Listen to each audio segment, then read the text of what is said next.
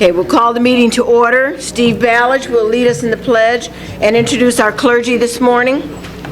I pledge allegiance to the flag of the United States of America and to the republic for which it stands, one nation, under God, indivisible, with liberty and justice for all. At this time, I'd like to introduce a friend of mine, Father J. Loya from Father Thomas J. Loya is pastor of Annunciation Byzantine Church located on Wilcook Road in Homer Glen. He is also host of 2 radio programs, and he is a contributing writer for the pastor column in the Homer Horizon newspaper. We thank him for coming. Thank you, Steve, and all of you for this privilege. Let us pray. O eternal being, Master, Lord, God, Father Almighty and adorable, it is truly proper and just and befitting the magnificence of your holiness to praise you, to sing you, to bless you, to worship you, to thank you, to glorify you, the only true God. You set all things in order. In the fullness of time, you brought us out of non-existence into being. You have shown us the ways to salvation and gave us every good gift and left nothing undone till you brought us to heaven. Heavenly Father, as you blessed and called your people, Israel, in times past to be a holy nation, so too in later times you have called these United States of America to be a holy nation, nation conceived upon the gift you endowed upon your human creature, the freedom to worship and adore you at all times and all places, and to live in peace and tranquility according to your order. But we have transgressed your laws, Almighty One, and chaos and hurt surround us. O Lord, you are an avenging God, the righteous judge, but you are the lover of mankind, a God also rich in compassion and mercy. Therefore, Lord, look down upon us who bow our heads to you, for we do not bow to flesh and blood, but to the awesome God. We beg of you to grant our prayer. Look not upon our sins, but upon our faith in you. As you now grant to us the virtues of prudence, fortitude, and justice, we implore you, O Lord, to remember in your rich compassion those who govern us, especially this Will County Board. Give them profound and enduring peace, instill in their hearts what is beneficial to this region and for all your people, that in their tranquility we may lead a calm and quiet life in all piety and holiness. Remember, O God, the people here present.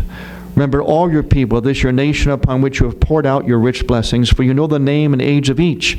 You know each of them, even from their mother's womb. For you, O Lord, the help to the helpless, the hope of the hopeless.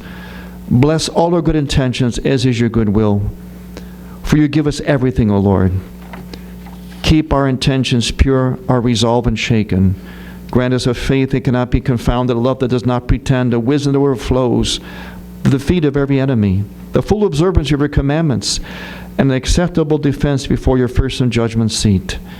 Help us remain truly a nation under God. For you are holy, our God, and we render glory to you now and unto ages of ages. Amen. Amen.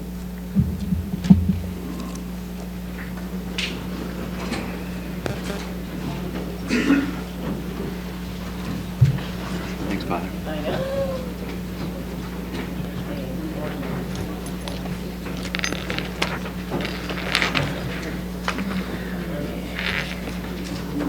All right.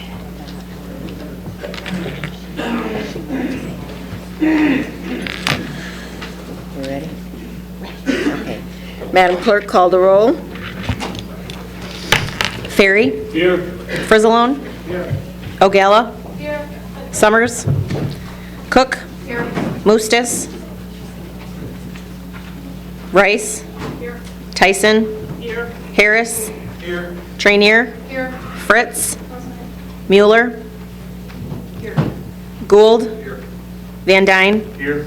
Balich. Here. Brooks. Yeah. Parker. Ventura. Dollinger. Markham. Here. Berkowitz. Cowan. Tuminello. Weigel. Krolitis. Here. Winfrey. Here.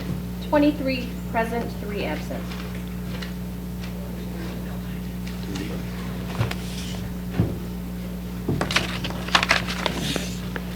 We have a quorum.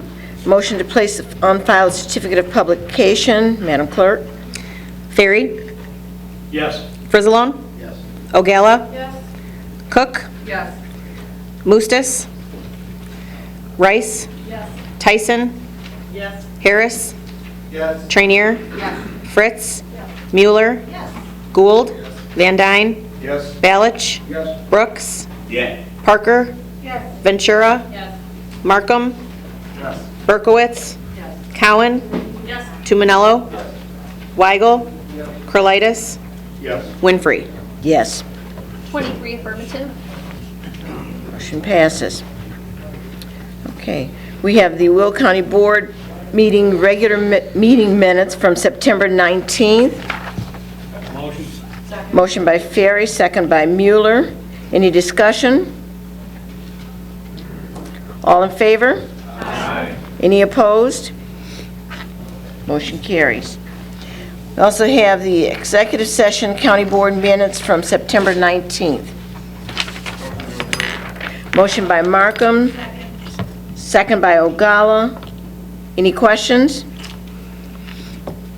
All in favor? Aye. Any opposed? Motion carries. Madam Clerk, would you acknowledge our elected officials and media present? Yes, today we have Auditor Duffy Blackburn, County Clerk Lawrence Daly Ferry, Recorder of Deeds Karen Stucco, State's Attorney James Glasgow, State Senator Jennifer Bertino Tarrant, and the Mayor of Bolingbrook, Roger Clare. Thank you. For the media, we have Nick Ryer from the Farmers Weekly Review and Alex Ortiz from the Herald News. Thank you.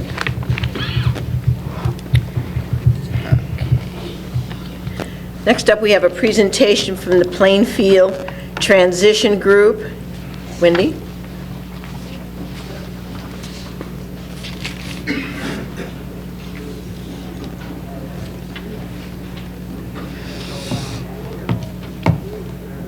Yeah, it was, but on my copy it doesn't show. They were third. I got a copy of yours. Yeah, it was third, then moved up to first.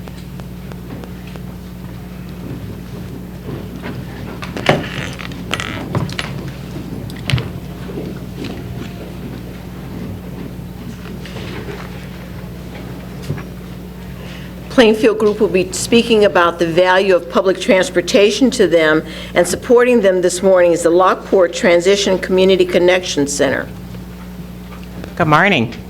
Morning. Thank you for allowing us to speak to you today about public transportation. Our team is from a Plainfield School District 202 transition program housed at Joliet Junior College. Our program is called PSTEP, which stands for Post-Secondary Transition Education Program. My name is Kathy Thomason, and I am the Vocational Coordinator at PSTEP. As part of our program, we work with students with disabilities to use public transportation, as most of our students do not drive. During the school day, we only use public transportation, fixed route buses to travel to classes at the JJC Culinary Center downtown, to classes at the Disability Resource Center in Joliet, and to various other sites, such as the mall, for travel training. We are very familiar with the 501, the fixed route bus that stops at JJC. Our program currently has 48 students and is growing. Hopefully, in the future, all these students will be working and they will all need transportation. We encourage independence, and public transportation can greatly affect that independence for our students. It costs the school district about $81.76 every time a school bus goes out one way. Think of how much we're saving the district by using transportation every day, public transportation. Thank you for all you've already done, and hopefully we'll expand this in the future, maybe even a fixed bus route along Route 59. Thank you. And now we'll hear from our students. Hi, my name is Brian Cook. This is my third year at PSTEP. In the future, I'd like to get a job at Mariano's, which is on the south side of Plainfield. Because I live in central Plainfield and I don't drive, it would be challenging to get to work. It would be very helpful if there was a PACE route to get to work. My experience using the PACE bus includes going to the mall. I was a little nervous at first, but I overcame my fear. It helps that I have a reduced fare card. And this is the card. I know I'm capable of reaching my goals with the help of public transportation.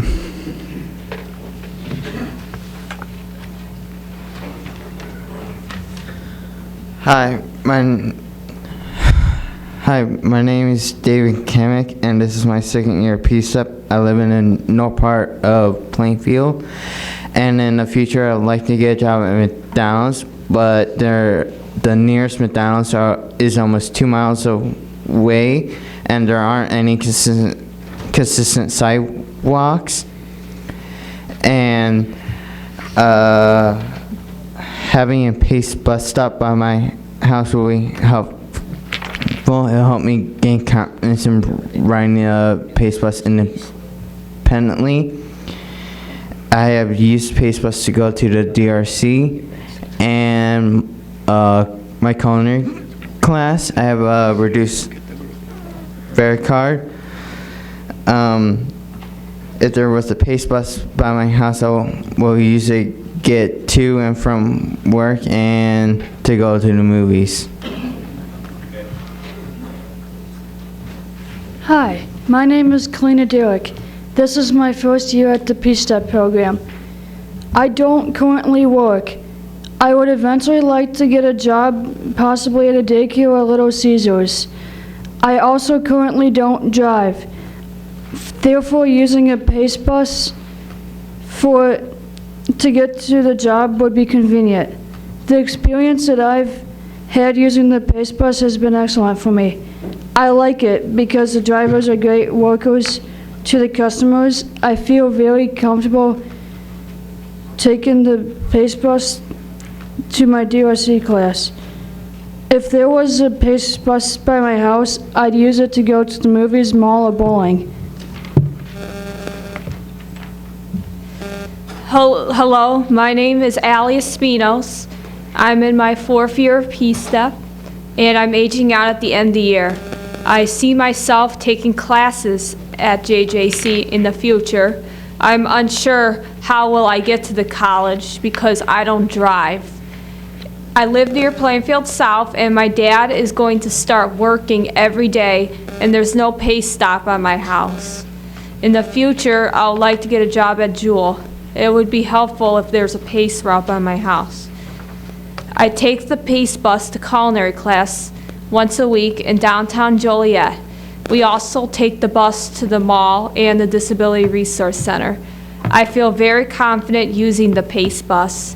If there is a PACE route by my house, which is near Plainfield South, I would use it. I look forward to using PACE buses in Plainfield. Hi, my name is Rebecca Bernal, and I am one of the PSTEP teachers.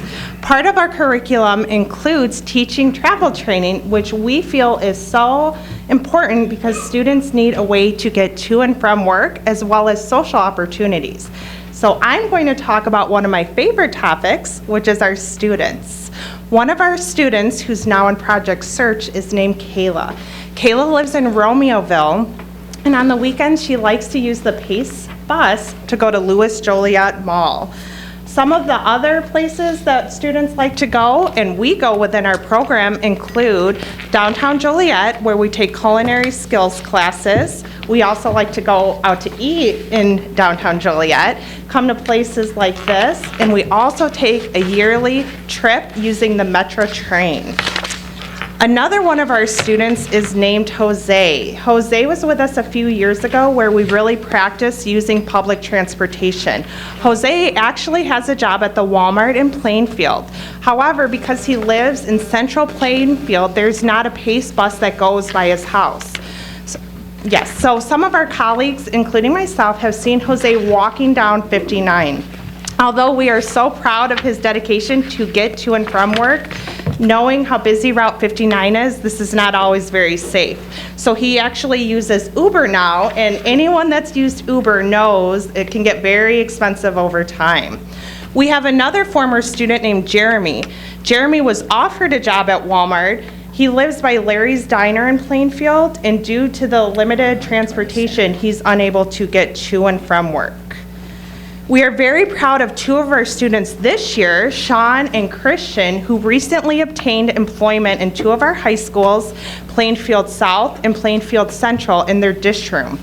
This year, Plainfield School District is providing transportation from our program, which is housed at Joliet Junior College, to their places of employment, and then their parents have to pick them up. In the future, I know one of their goals is to utilize public transportation independently to get to and from work.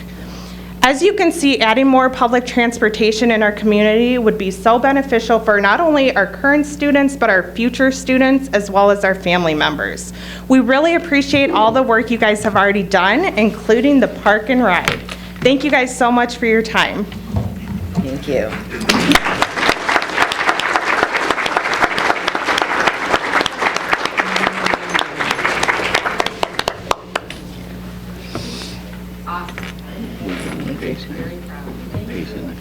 Yeah, well, we didn't do the honorary resolutions. Yeah. Okay. We had an honorary resolution for Mike Hennessy, who is not able to be with us this morning, so that's going to be moved to next month. We also have Gretchen Fritz, who will be recognizing October's National Energy Awareness Month. Whereas the United States federal government has designated October as National Energy Awareness Month to raise awareness of the importance of sustainably managing the nation's energy resources, and whereas since the designation in 1991 as National Energy Awareness Month, the federal government has continuously upheld this declaration, and whereas Will County supports and shares in the proclaiming of this designation, and whereas the United States is becoming both energy independent and energy dominant because of the entrepreneurial spirit of the American people and the application of innovative technologies to energy production, transmission, distribution, and use, and whereas elected officials and staff have worked together to innovate Will County's approach to energy efficiency and renewable energy, and whereas Will County is home to various energy generation facilities and acknowledges the importance of responsible and conservative use of resources, and whereas the county has continued to focus on reducing its energy usage as part of the U.S. Department of Energy's Better Buildings Challenge since 2009, and whereas Will County is an active producer of alternative energy using its landfill gas to create electricity at the Prairie View landfill, and whereas Will County has been looked at as solar energy preparedness and education leader, earning SoulSmart Gold status. Now, therefore, be it resolved that the Will County Board and the Will County Executive hereby proclaim October 2019 as National Energy Awareness Month. Be it further resolved that the Will County Board and the Will County Executive urge citizens, agencies, and organizations to recommit to strengthening our energy security and to using our energy resources responsibly to continue on a path toward energy independence, dated this 17th day of October 2019, and I so move. Moved by Ms. Fritz, second by Ms. Ventura. Any questions? All those in favor? Aye. Any opposed? The motion is carried. All resolutions approved at the September 19th County Board meeting have been signed by the County Executive. Next up, we have a presentation by PACE on their FY20 budget.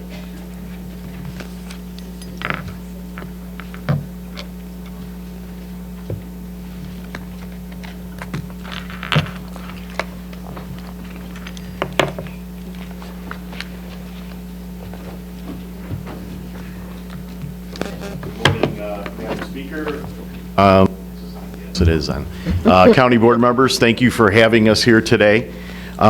We are here today to talk a little bit about our 2020 budget and some of our projects that we're working on in Will County that affect a lot of the communities throughout the region. I'm here today with our representative, Roger Clare, who's the Will County representative on the PACE Board of Directors, as well as Rocky Donahue, our executive director, and also Beth Gonzalez is here, who I think many of you know. She handles Will County with the business needs and works with the municipalities. Our 2020 budget this year is balanced. We have no fare increases, service cuts for ADA or fixed route services. Our suburban operations budget is approximately $240 million. Our paratransit budget is $195 million. Our ridership is up nearly 1% year-to-date at our Heritage garage in Joliet. So I guess what I'm saying is, even though the trends of public transit are down throughout the country, Will County actually is improving in ridership, and a lot of that's because of the programs that we've worked together with the county and the municipalities throughout the region. Our 2019 successes in the region, we began our vision plan for the future. It's kind of our update. We had a plan that expired in 2020, so we are in the process of redoing that. It's calling Driving Innovation. We're working along with all of the counties and so forth and getting their input on improvements that we need to make in our system, again, throughout the region. So we're looking forward to working with all of you on that as well. We recently launched our Pulse Milwaukee route in August, and that's our first rapid transit line in the region, where there's minimal stops along a major corridor. So it's pretty exciting for us. We've got a number of those planned over the next 10 years, approximately about 6 or 8 of them. So we're very excited about that improvement of service to make it a quicker ride for our ridership. We continue to adjust our I-55 bus on shoulder routes. We've had a lot of overcrowding issues. It's primarily because of equipment. We don't have enough buses. Fortunately, I'll talk a little bit about the capital plan that was approved in the legislature, which will certainly improve that situation. But currently, our ridership's approximately 3,000 people a day. And we're up to 100 trips a day, so we've got a lot of buses on the road. I know you probably see them throughout the course of the day. We are working on a number of opportunities for reverse commutes, where when those buses are coming back empty, we're trying to figure out places that they could bring people back from downtown. We did recently, this last year, partner with Lewis University, and that's been pretty successful, where one of the buses actually comes from downtown Chicago. It goes down there early in the morning, comes back, stops at Lewis, and then in the afternoon, as it's going back downtown for the commuters to come back home, it leaves from Lewis University. So they've got students and also professors and other employees that work there, and it's a good partnership we have with Lewis. We recently held our ribbon cutting for the completion of our 400-space park and ride in Plainfield, which is very successful, and if you haven't gone out there, go take a look at it. It's something we're going to be doing throughout the region, and there's a nice facility with bathrooms and the pay machines and a good awning area where people can stand in inclement weather and wait for the bus. But it's really a nice facility, and we're very proud of it. We're also, in 2019, we saved over $1 million by cutting and reducing some underperforming routes. Our objective moving forward is to do that very similar thing this coming year, to the tune of about $1.6 million. And what we're going to be doing is redoing some of our existing routes, taking those dollars from those savings and reinvesting those in other services. So you heard about some of the services that the students were just talking about. Those are opportunities that we could reinvest those dollars into areas where there would be better ridership. Our our public hearing for our budget is on October 21st at the downtown Joliet Public Library from 3 to 5. Our capital plan this year, we'll be receiving $340 million over the next 5 years, and this is part of the capital plan that the legislature passed. So we really want to thank the legislature for supporting that. It's a great opportunity for us to put dollars back into public transit. As I said, equipment was one of the things that we've got a problem with. We don't have enough buses. We'll be in a position to be able to go ahead and get those ordered. We're actually working along with Plainfield to build a potential garage in Plainfield for our I-55 bus on shoulder service, which is very exciting. We're also looking at other park and ride lots and making those improvements very similar to how we did those in Plainfield as well.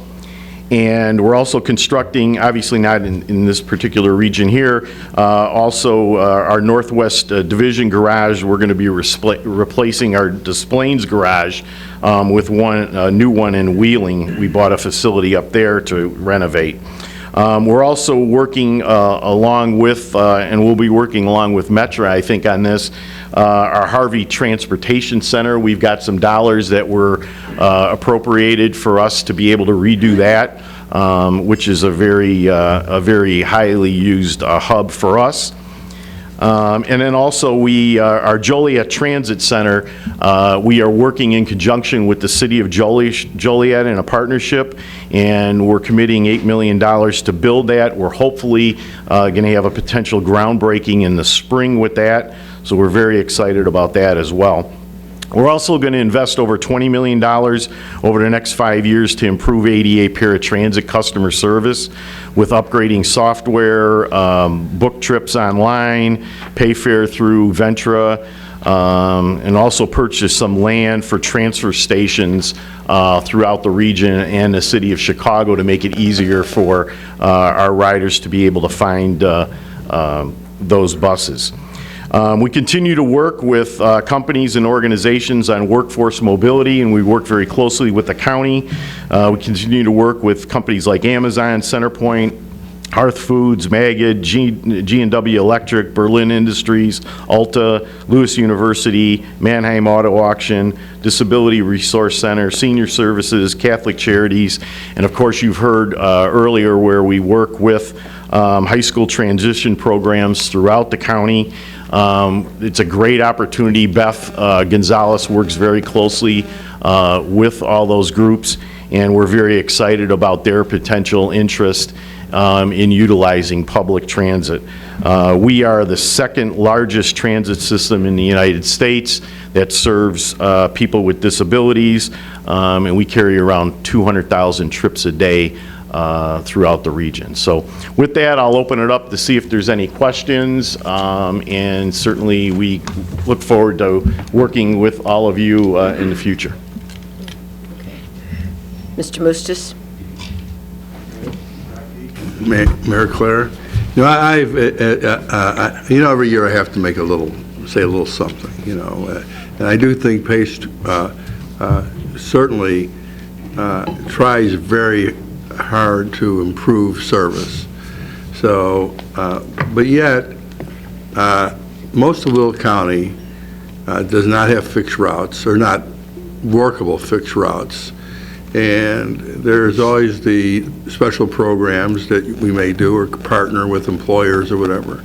But the local transportation, because most of our communities, like you say, fixed routes are too far away.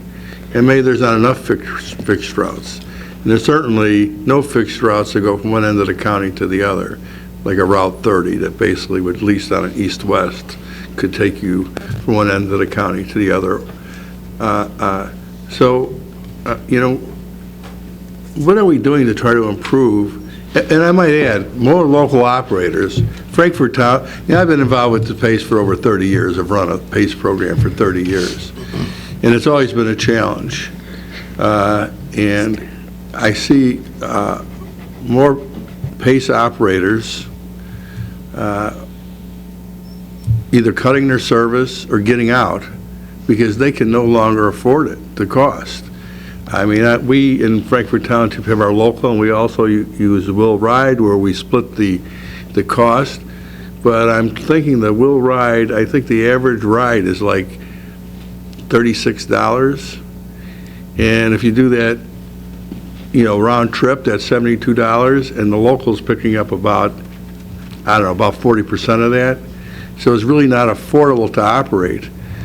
Years ago, Pace did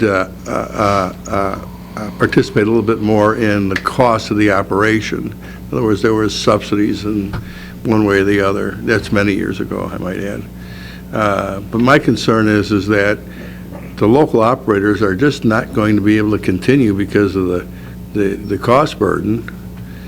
And I don't know what the answer is, but I just want to express to you all that it's becoming pretty tough. In Frankfort Township, with an entire tax levy of $2 million, 200,000, 10% of the entire levy goes to Pace. And out of that, we're only recapturing about $30,000 out of the 200,000. So, for small governments who operate many of these, it gets tougher and tougher. And I would assume that municipalities that are doing it, it gets tougher and tougher. I just want to point that out, that's all. Yeah. Thank you, everybody. I'm Rocky Donahue with PACE. Chairman Moostis, good to see you again. Couple, I think, hopefully I'll briefly try to address some of the points you made. One is our chairman stated we're undergoing a new strategic plan now, driving innovation. And the reality of that strategic plan is the suburban landscape has vastly changed since PACE was formed in 1984. And more people live in the suburbs now, more people work in the suburbs. So we realize, just as also the chairman said, we've cut some bad performing routes and reinvested those routes. And in certain areas of Will County, we realize fixed route isn't the answer, and we have to look at other types of services, be it dial-a-ride, be it on demand, maybe partnering with the TNCs, the Ubers and Lyfts of the world, and subsidizing trips. So we believe our strategic plan will help us address that. But the biggest answer is really, and I hate to say this, is money. PACE receives about 10 cents of every dollar that is invested in public transit in the region. 90 cents of every dollar, quite honestly, serves the central business district of the city of Chicago. It either goes to CTA or it goes to Metra, and I'm not criticizing those agencies, but it takes people from the suburban area into the jobs of central business district within the city of Chicago. That's what 90 cents of every dollar is spent on, and 10 cents is left for, quite honestly, us who address that suburb-to-suburb commute, or the aging population, or as we heard from the students, the disabled community. And so the strategic plan is basically, as it relates to Will County, here's how much money we're getting from Will County, and how do we best utilize it. And we appreciate the partnerships from our local communities, such as Frankfort Township, who helps subsidize certain services. But I think unless if we can really get a paradigm shift of more of the resources going into suburban transit, we're going to be faced with these challenges for a long time.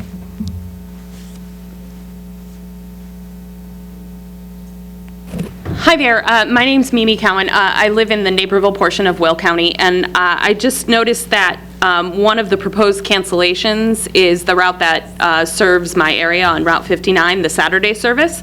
And I just wanted to ask what the rationale is for cutting that Saturday service? Sure.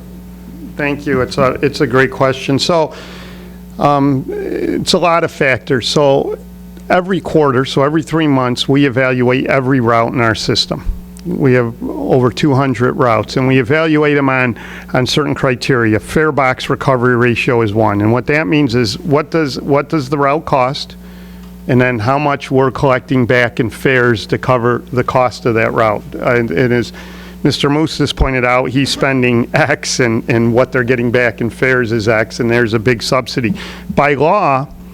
By state law, the region as a whole has to recover 50% of its costs through the fare box.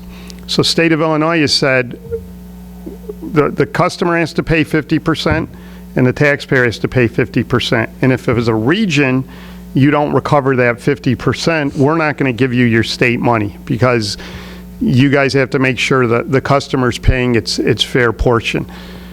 I'm not going to tell you our recovery ratio isn't even close to 50%, but the RTA has said to us, Pace, your share to reach that is 30% because you have a much different landscape, a different clientele.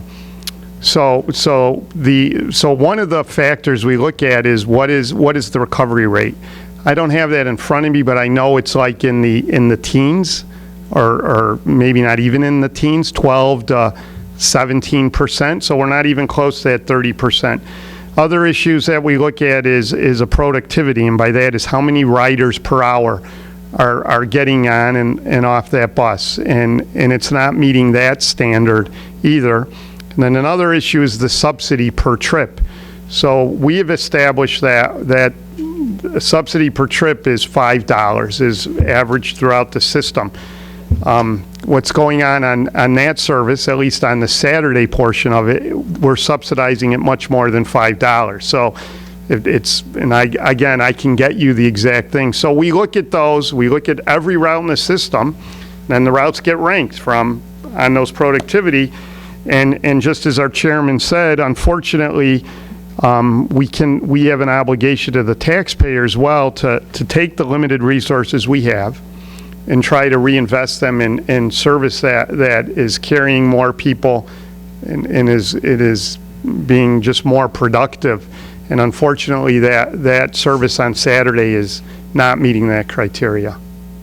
You probably asked me what time it was, and I told you how to build a clock. I apologize, so.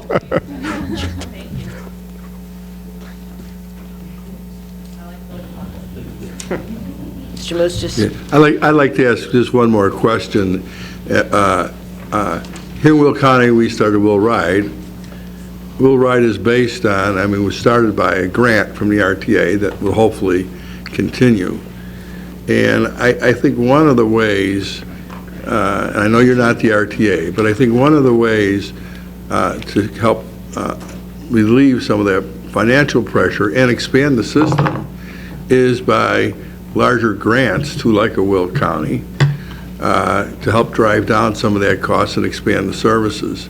Now, I know you don't hand out the grants from the RTA, but I think that is one of the ways that public transportation, partnering with locals, can be a little bit more successful. If they increase some of those grants, we'll do the grunt work and we'll put in our share. And as it stands now, I would tell this board, I think we should put more money into Will Ride out of our budget also. I didn't always say that, but I'm saying it now. But so I just want to say there are some other solutions. Just give us a little bit more resources, RTA. And we can. And if there's things that are available to us, or programs, or ways you think we can get larger grants, I don't even know who we talk to or lobby to try to get a shift of maybe more grant money coming out of the RTA. What I would suggest is, and I don't know if is the RTA, they come and present their budget as well, right? Next month or Next month. Next month. So perhaps maybe ask them that question. But they obviously do have grant programs for different types of services to local municipalities or counties or whatever, and a lot of them are planning grants. And maybe it's an aspect where they can relook at their grant program and figure out if there's a better way that they can subsidize the actual transit part of the programs that you guys work on versus some of the planning for TOD developments and so forth. Because I know that's been very critical before, where a lot of municipalities take advantage of those grants, get those plans done, and then those projects never get built for whatever reason. Could be economics, or it could be just nobody wants to move forward with them. So, those are dollars maybe that could be reallocated. That's something maybe you could bring up to them next month. And we'll certainly pass that along as well. Thank you. We have a couple more questions. Ms. Berkowitz, followed by Ms. Ventura. Thank you. I'm also in the Naperville district, and we know that the PACE buses are quite empty. We see that all the time. Is there a way that you could use smaller vehicles to cut down on the cost of providing that transportation? We also have a ride assist program. Could you work with them to provide transportation if it's necessary? And also in our area, Aurora, with that new development coming in, we will see a resurgence in that area of business and residential. And do you anticipate any increased demand with a development such as that? Yeah, go ahead. Thank you. Again, not to sound like a broken record, but that's really what you're describing is the impetus of our strategic plan. And so our last strategic plan, as the chairman said, was called Vision 2020. We launched it in 2001.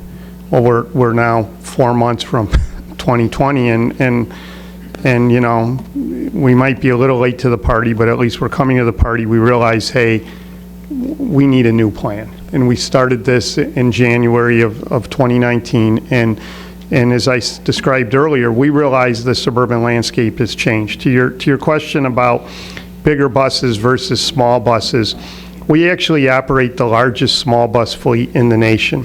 Our buses now, by industry standards, are small. They're 30-foot buses. Typical transit coaches are 40-foot buses. But the real cost isn't in the bus. Yeah, we could arguably save a little bit on the capital side of it's a smaller vehicle, but the cost is really on the driver side, the insurance, the fuel, the operation side. So it's a good question, but it's kind of a myth that a smaller bus is going to save us money. It may save us a little bit on the capital side, but we still have to pay the driver to drive it. We still have to pay for the fuel. We still have to pay for the insurance. To your question about Aurora, absolutely. We've met with the village of Aurora more than once. We realize, and it's just not Aurora, we've met with businesses out here in Will County. As the area grows, we have to, and this gets back to our limited resources, we have to take the resources we have now and redirect them into where people need to go and where the jobs are. Easier said than done, because there are people who ride the service we have now, and to them it's very valuable. And Pace Rider generally rides Pace because they're dependent of the service. Unlike our sister agencies at CTA and Metra, those are by far and away more choice riders. They choose to take Metra downtown. They don't want to drive their car. They don't want to pay for parking. Our riders are what you saw today: individuals with disabilities, senior citizens, low-income workers. That if Pace wasn't there, they don't get to school, they don't get to work. So I promise you, when we have to make these decisions like we're doing with Saturday, they're really not easy. But we have that obligation as stewards of the taxpayer too. How can we get more people on the bus? So yes, we have the largest small bus fleet in the nation, and we are working with Aurora and on new developments. Ms. Ventura? Three things. First, I am an advocate of public transportation, and I've encouraged this board to continue down that path. Recently, we've been discussing our gas tax and what by having a dedicated funding for motor fuel taxes, what does that do for our RTA funds when they're opened up? And I was trying to find the document. I couldn't find it, but we were given a document that showed what other counties invest in their RTA funds into public transportation versus Will County. And it's notable that other counties invest a lot more money than Will County does. So could you talk about what it would, if we were to invest those dollars here, what you guys could do possibly with that money? And then I have two other things after that. Yeah, I don't have the exact numbers in front of me county by county, but I'll use DuPage County as an example. DuPage County has a program that they call Ride DuPage, where they partner with Pace. We provide vehicles, we provide funding, but they also provide funding, and they have a 24-hour, 7-day-a-week paratransit operation that is open to the general public throughout the whole county. So there's a resource of you're able anywhere in the county to live, you can get from point A to point B. It's expensive service, as as Director Mustis has pointed out, Board Member Mustis has pointed out, you know, that's, this is dial-a-ride service. So it picks individuals up at their home, and it takes them to their location, and it's costly to operate that type of service. DuPage County has felt that was important to them. So I'd be happy to share to you what other counties are putting in and the type of programs they do. That's one program. We do something where in the city of Chicago, for our ADA customers, we call our TAP program, where we subsidize taxi trips. So that's potentially another opportunity. We're exploring right now in the Rosemont area and in the Harvey area subsidizing Uber and Lyft type of trips, rideshare trips. So there are a lot of different things we could do, and we'd be happy to sit down with the county and explore those options. Yeah, so that is my second thing, looking at expanded lines and more permanent routes, but to know what those dollars would cost us if we want to invest in that. So I'd love to see a future presentation and working with Wendy, who coordinates some of our township, how we can create a system where all of our township buses can work together, and you can, I know the townships are working on that already, but where can Will County fill in the gaps? That's directly to Mustis' point, is do our share. I would like the county to do our share and have that. My last point is, what about electric buses, EVs?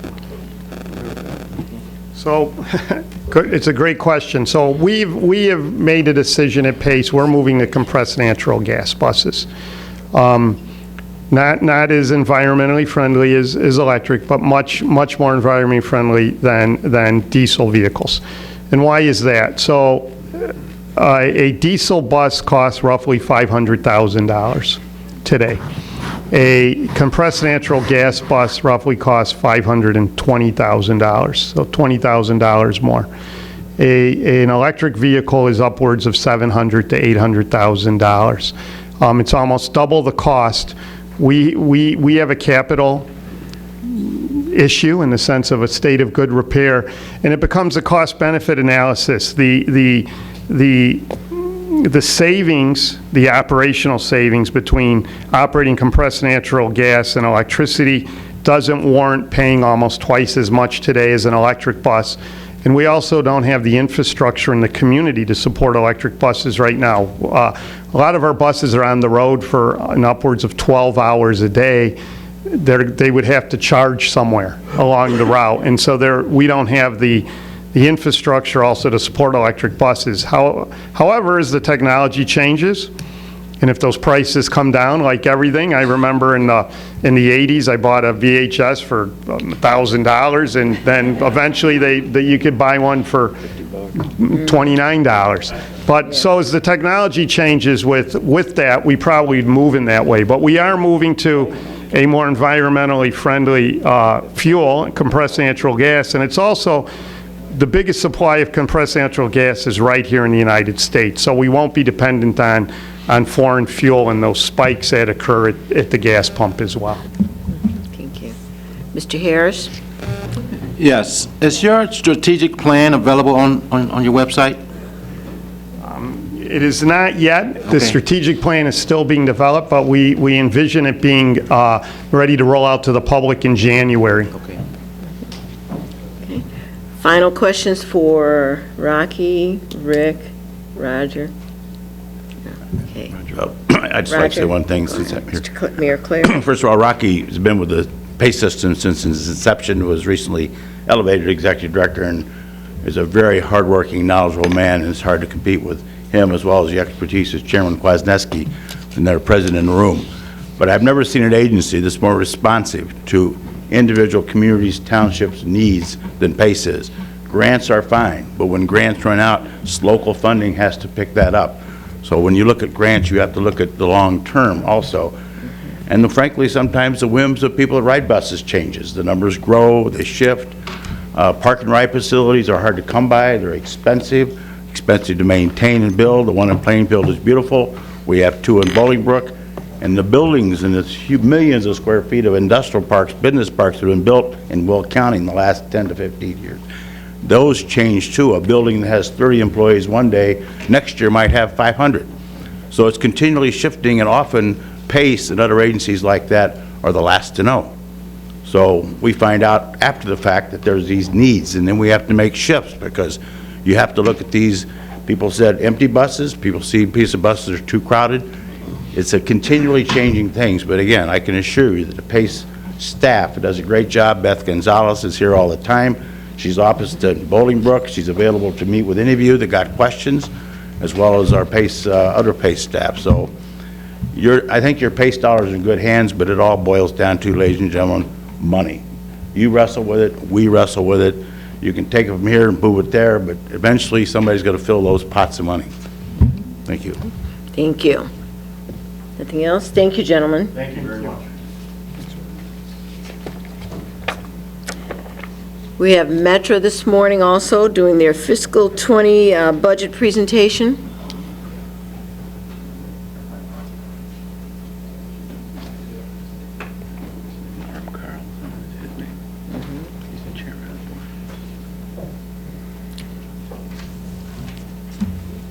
I'm Norman Carlson, the chairman of the board of Metra, but before Rocky and Rick leave, I want to note that on an operating and day-to-day basis, we have the best relationship with the two of them, I'm speaking on behalf of Jim Derwinski and myself, that we've ever had, and we're also having an improving relationship with CTA, which does nothing to benefit the area. So Rocky and Rick, I want to recognize that and thank you for all the work you're doing with us. Thank you again. With me is Janice Thomas. Janice is our head of community relations, and she also is in charge of all of our diversity programs. And sitting up in the gallery is Arsenio Palmas and Noe Gallardo. Would you guys stand up, please? They are also in our community relations group, and we're pleased to have them here today. So thank you guys for coming. For me, it's great being back in Joliet. My parents spent many of their retirement years living here in Joliet. So over the course of my life, I've spent a lot of time down here, and I've also been coming down all of my life to the Lutheran facility that's down in the southwest part of town.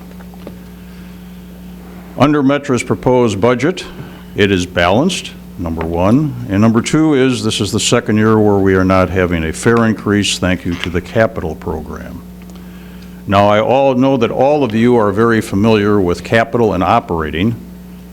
While our capital is in much better shape than it's been in the past, we will have a budget of $480 million for capital, but please compare that to the RTA believes that in order for us to achieve a state of good repair, we should have $1.2 billion annually.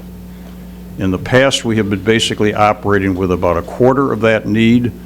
Here, going forward with 2020 and hopefully into the oncoming years, we will roughly be at half of that need. We have considerable pressure on the operating budget.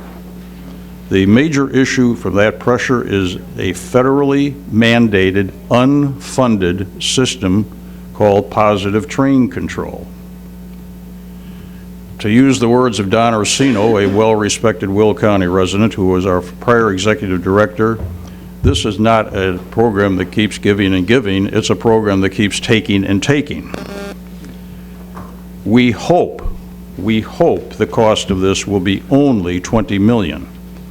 We are concerned it is going to be more than $20 million on an annual basis, and that is just the operating costs. And what we are experiencing already is some of the software, even before it's been implemented, has been outdated and has had to be increased or had to be updated. On the issue of positive train control, the Rock Island District is now running 100% under positive train control. We are working on the Southwest trains. That's very interesting because they have to initialize with 5 different railroads for the course of their one trip from Chicago to Manhattan or Orland Park is scheduled. The Burlington Northern service and the UP service is also at 100%. We are testing this concept on Metro Electric. Hopefully, Canadian National and we'll be having the Heritage Corridor up to date by the 4th quarter of this year. I think that is going to roll more over into the 1st quarter. This federal system must be in place and 100% functional as best as it can by December 31st of 2020. If it's not, there's going to be a lot of intense scrutiny from the U.S. Congress. So where are we spending our money? Our capital money? Stations, locomotives, passenger cars, and bridges. Let me talk about bridges. We have 846 bridges in our 6-county system. 486 of those bridges, the main spans are 100 years or older. Think about your Des Plaines River Bridge. That's probably about 60 years old or 70 years old, somewhere in that era, and think of the problems that you have with that bridge. We are replacing a bridge in Elgin over the Fox River. The piers were built in 1888. The steel was installed in 1906 and 1926. We are replacing bridges in Ravenswood neighborhood of Chicago. Those bridges were installed in 1896 and 1897. They did not think about automobiles when they designed those bridges. They thought about horse and buggy. So this is the condition of the bridges that we are dealing with. Every one of them is safe. Every one of them is inspected very, very regularly, and some of them are maintained constantly. One of the bridges that we are maintaining constantly is over Western Avenue near Grand Avenue in Chicago, and I will talk a little bit about that a little bit later. Believe it or not, that one has an impact on Will County. There's one issue that affects PACE, CTA, RTA, and us, and that is the financial model on which our subsidies are based. The subsidies are based on sales tax collections. The model was put together in the 1970s. So what did we have then? We had a manufacturing economy in this region. We don't have a manufacturing economy anymore. We have a services and lately a logistics economy, which is particularly strong down here in Will County. The other part of it was then based on retail sales in stores, brick and mortar stores. Today it's online. The tax collections on online, in some cases, are quite a bit different than they are on brick and mortar. That is being dealt with on a federal level, those types of sales tax collections. We believe that we as a state need to take a very hard look on how we fund public transportation. This issue will affect many of the things that you were asking about, and Rocky was responding about limited resources. We are faced with the same limited resources. We have as much challenge as PACE does. The other interesting thing that is happening to us is more and more people are becoming dependent on Metra service. So we are serving a lot more transit-dependent people than we ever have in the past. This is a wonderful opportunity for us, quite frankly, because that's our mission is to serve. So while the new state capital program has helped us attack a huge backlog of projects, on the capital side, we really need to start thinking about the operating side. And the reason I am mentioning this is we'll be reaching out to all of the counties as we do an education program going forward. I'm sure you're going to hear some of the same messages from Rocky and the RTA people as well. Now, I talked about that bridge in Western Avenue. More and more, you're going to hear us talk about the aorta of Metra. The aorta of Metra is a corridor from roughly Western Avenue and Grand Avenue into Union Station and into the Ogilvie Transportation Center. Of the railroad's lines that go through what we call Tower A2, which is a control tower where we have 3 tracks crossing over 4 tracks, are the Heritage Corridor trains. Once the Heritage Corridor trains get to Union Station, they continue through the station out to our servicing yard at Western Avenue. 55%, excluding the Heritage Corridor, 55% of our customers, the equipment for their trains go through that facility. The bridge on Western Avenue was built in 1905. The track structure was built between 1933 and 1937. The other issue that's important to you here in Will County is we are landlocked on all of our storage facilities downtown, so we do not have the ability to add trains. In many cases, we do not even have the ability to add a car to a train because of the length of the storage tracks. We have had discussions with Mayor Lightfoot, 2 deputy mayors, and 2 aldermen about getting at least some portion of the city auto pound where they have vehicles that have been stored there literally for decades at the far end, which is what we need, to see if we can restore that to what it used to be. It used to be the Milwaukee Roads Freight Yard. We would like to make it part of Metra's storage yards, and we would also like to add the facilities that we have there, which means more jobs. Speaking of jobs, our rehab programs, which you benefit from, rehab of locomotives and rehab of passenger cars, which we do internally, we have turned an inspection shop, the old Rock Island passenger inspection shop at 49th and the Dan Ryan, into a manufacturing facility, and we are investing $30 million to enhance that facility and our capability to rehab cars. Since 2012, that facility has put $180 million of value into the economy of Northeast Illinois. 35 million of that is payroll. We have hired over 100 people at very well-paid middle-class jobs, and the rest is the savings by doing it internally. We save about $400,000 a car by doing it internally, but the most important thing is, it is our people who have been there for years. We are generating apprentice programs to yield our future mechanical staff, and the most important thing is the quality. We can control the quality. So that is very important to us. What is happening here, and you benefit from those programs. What is happening specifically in Will County is the new Lennox Station, which is, we are contributing about $2 million to. There is going to be a renewal of the grade crossing at Vine Street in New Lenox. We have the Hickory Street Bridge, which is about $3 million of our investment. Or I said Hickory Street, I mean Hickory Creek Bridge. We also have the 75th Street Corridor, which is in process. That is a $1 billion project to undo the congestion in that corridor. It's a big X, and the Southwest service trains come in here and they go out here. So we have to hold the freight trains to get the trains through. On top of that, you have CSX going north-south while everybody's going east-west. The first project is to put an overhead bridge, just like a highway grade separation. It's called a flyover in the railroad industry, to put the CSX trains over the top. The second thing to do is to get rid of this by putting the Heritage Corridors trains up in the air.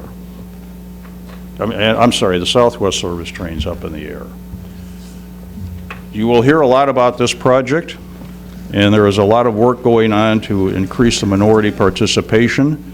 And yesterday there was a big program in which Senator Durbin, Governor Pritzker, and County Chairman Preckwinkle were introducing an education program for all of the students in the area surrounding that, and it is a minority area, as you know. So these are some of the focuses that the railroad industry is putting on minorities. And I will tell you that next Tuesday, I'm hosting a meeting with people from Penn State, schools in the area, and the University of Illinois' railroad program to see how we can interest minority students in professional engineering careers such as civil engineering, electrical engineering, and other engineering disciplines in the railroad industry. So these are some of the things that we are doing in addition to running trains. There's a lot more I could talk about. I probably run over the time that you would like me to allow, but I think this is our opportunity to share with you all we are doing besides running trains. The last thing I want to mention is we have a suicide prevention program. We've had too many this year. And we have a very active program. We held a symposium on this that brought in people from England and Canada to discuss how they handle the situations. And I described this as Metra is in the business of saving lives. So with that, I'm open for questions, and I have Janice here to help me answer questions that I may not have the details for. So thank you very much. Thank you. Mr. Tuminello? Thank you.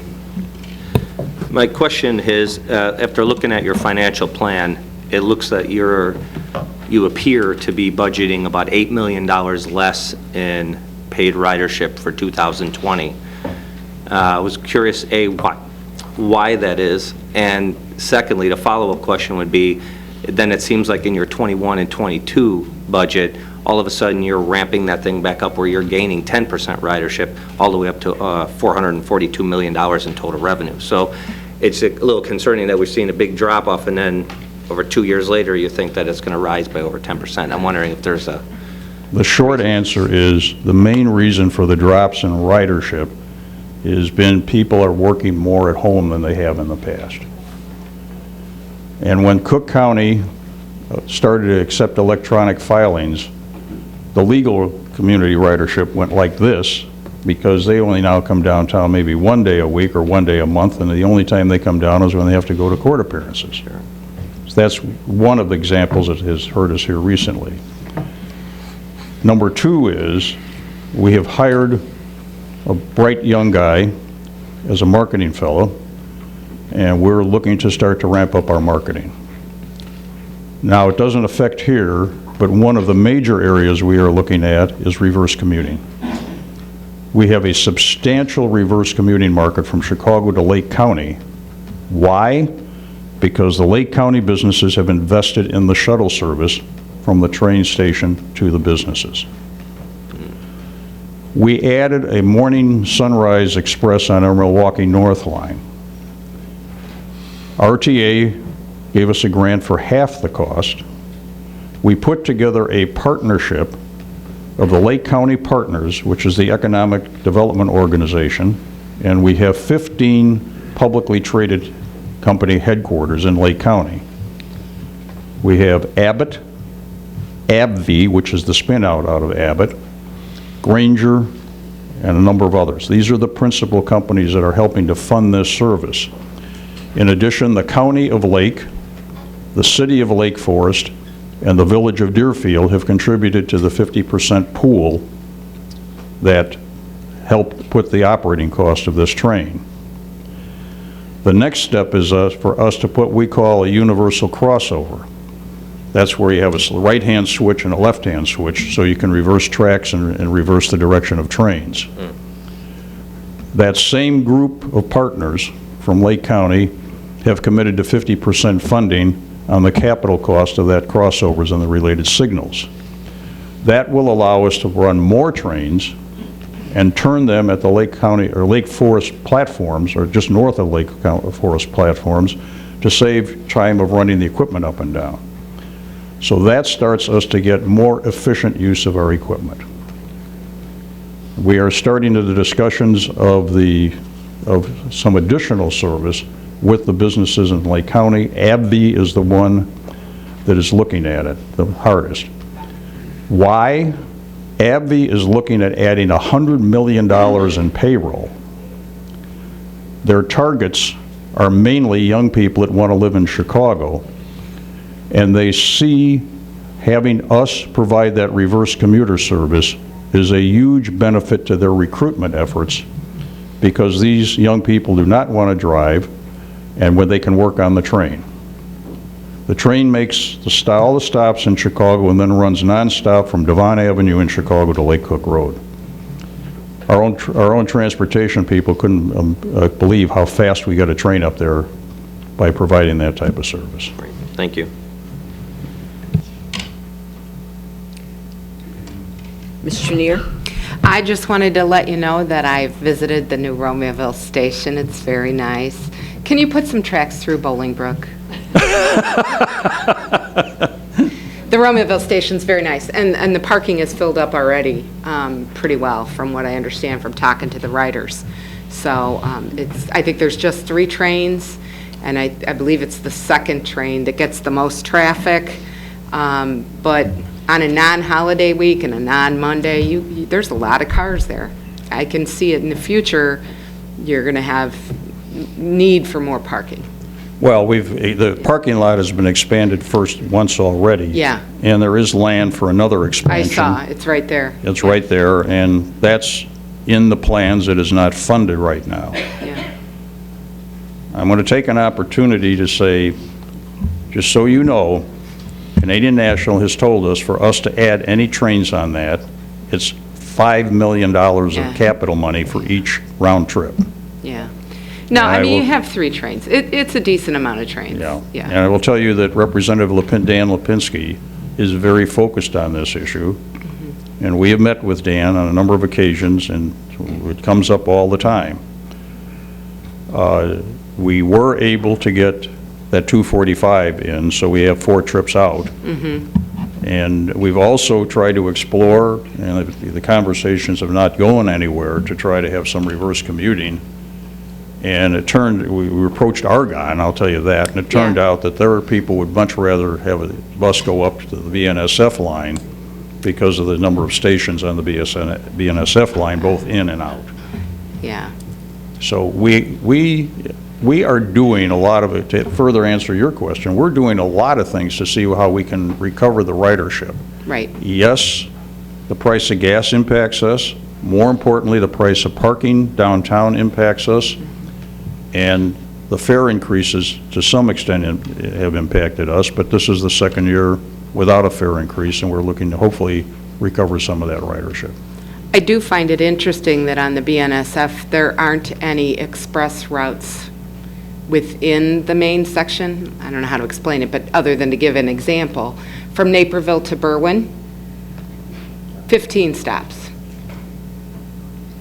We're, without getting too deep in the weeds on railroads, we have a train on BNSF during the rush hours every 4 and a fraction minutes. Wow. That is a rapid transit frequency on a diesel-powered commuter rail operation. If it was electrified, it would be a little bit easier because of the acceleration and deceleration rates of an electric train versus a diesel haul train. And if you're sitting in a dispatching center, it's the most interesting thing is we're weaving the trains between the outer track and the inner track. Like air traffic controllers, I'm sure. Exactly right. Exactly right. That's a very good analogy. And if we had an all-stop train in there that's running 30 miles an hour, you can imagine what happens to the express stops. They're express trains. So what we try to do is set up a skip-stop pattern, and there are a couple of trains that do make stops out and then make stops down. The average ridership on those Naperville Expresses is 1,700 people. Yeah. It's a busy train. It's a very busy train. It takes 18 minutes for the person who's in the westernmost car to walk the length of Union Station to get off that train, and that assumes we don't bring a train in on the opposing track on the same platform. So those are some of the things, the dynamics of that service. And my other comment is we have a minor miracle twice a day. It's called the rush hour. The other thing I will tell you, the easiest thing we do is run trains. Police activity, passenger emergencies. You would not believe how many cars are stuck on the tracks. It just goes on and on. We move the population of Naperville system-wide into Chicago in the morning. We move it back out in the afternoon, and we have all the attendant problems of handling a municipality. Ms. Ventura?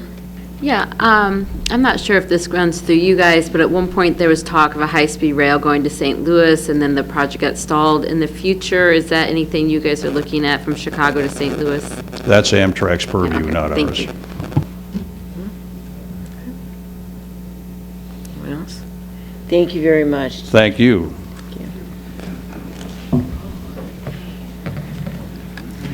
Okay, yeah, Mr. Glasgow. Did you want to do your presentation even though? Okay. We have a presentation this morning from State's Attorney Glasgow.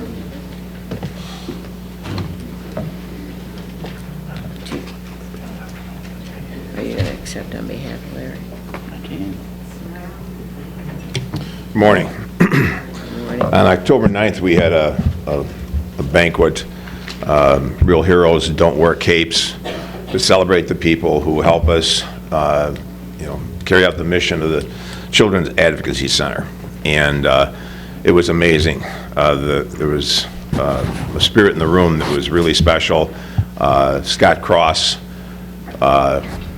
gave the keynote address, and he was good enough to fly up from Florida to do that, and he didn't charge us a dime. We were looking for speakers. Some of them wanted as much as $40,000. So what he did, though, he's not out for publicity, but what he stands for is, here's a kid, his father was a pastor, lived in a rural community where everybody was God-fearing and church-going, and he goes to school, and his wrestling coach was obviously abusing the young men on the wrestling team.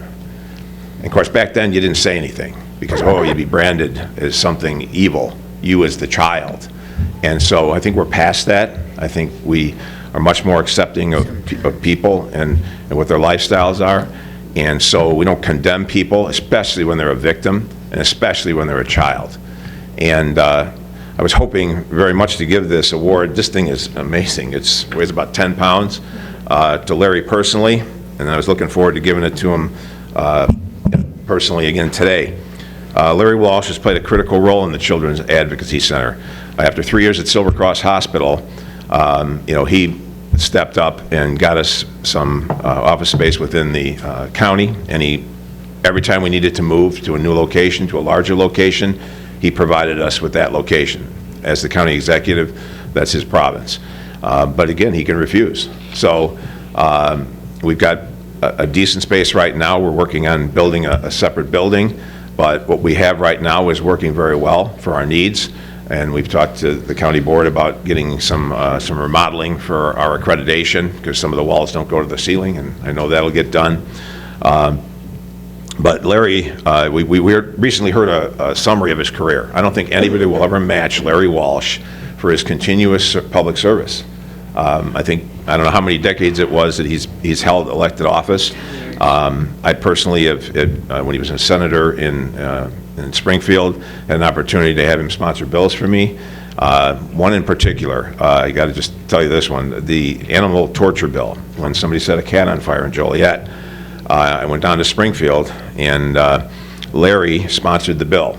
And our biggest hurdle was getting an animal husbandry exception. It wasn't going to pass without that, and I don't know that anybody other than Larry could have dealt with the farm lobby the way he did and got that bill through. And we were one of the first states in the nation to make it a felony to torture an animal. And torturing of animals goes to the basis of so much of our criminal activity, from domestic violence to sexual abuse to murder. So it's a critically important law, and Larry played a huge role in getting that passed. And you all know what he's done here. His legacy is very lengthy. This is the Glenn Markham Award, and his son Tyler is on the county board now, carrying on Glenn's legacy. And of course, Larry has his son in the house of that state house, and his other son Sean is the superintendent of schools. He does a very, very excellent job there. So Larry's going to live on. Larry and I are about the same age, and you start you realize your fallibility and your vulnerability, and I'm still praying that he's going to make it through. He's a tough guy. He never gives up, and so hopefully by taking some time off and not being under the stress that he has here, that he'll be able to enjoy his retirement, which he's richly entitled to. But this Glenn Markham Award, which is selfless dedication to community service, I think is about as richly deserved by Larry Walsh as anybody that I can think of. And again, Larry, if you're listening, we're all praying for you, and we're anxious to see you enjoy your vacation, going to Ireland, and whatever else you want to do. Thanks. Thank you.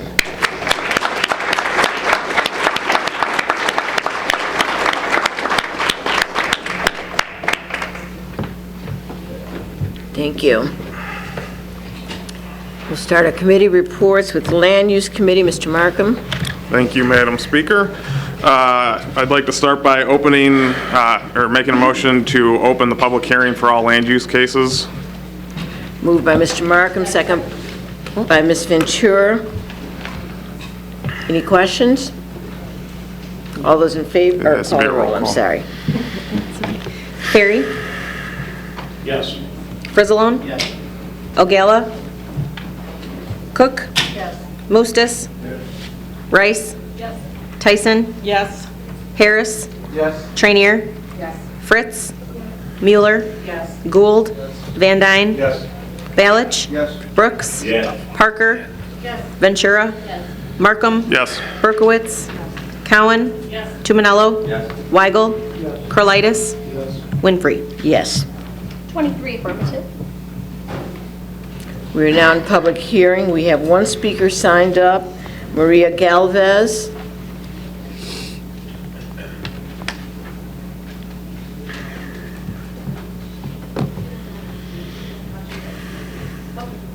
Okay. Please be advised that absolutely no new evidence or information will be allowed once this land use public hearing is closed. Any others wishing to speak on the land use cases? Public hearing for land use cases.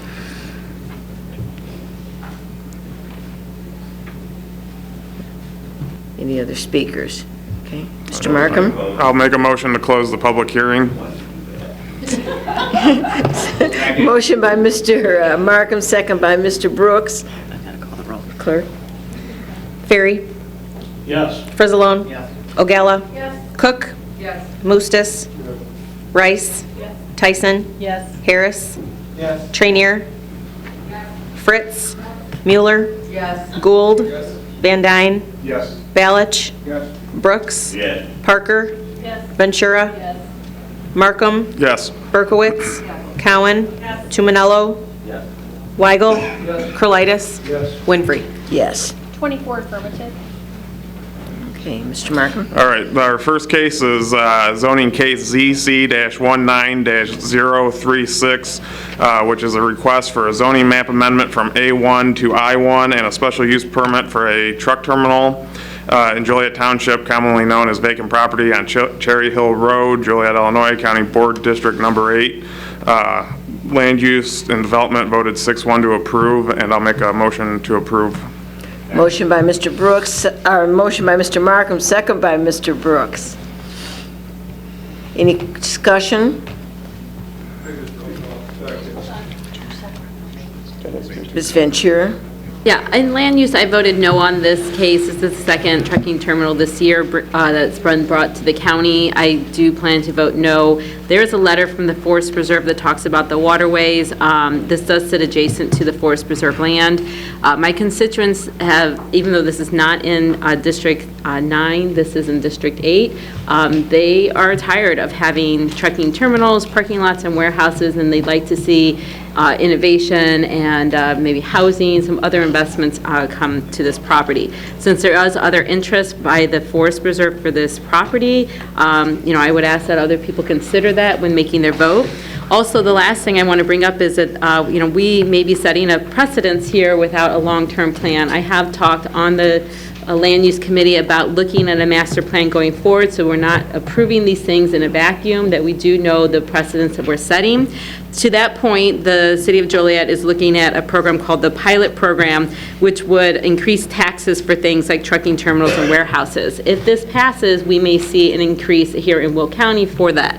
The reason for that is their warehouses bring in $16,000 per acre for property taxes, but trucking terminals only bring in $8,000, and trucking parking lots only bring in $4,400. So to that point, they're looking to increase that, since the trucks still tear up the roads regardless of whether they're in a parking lot or a terminal.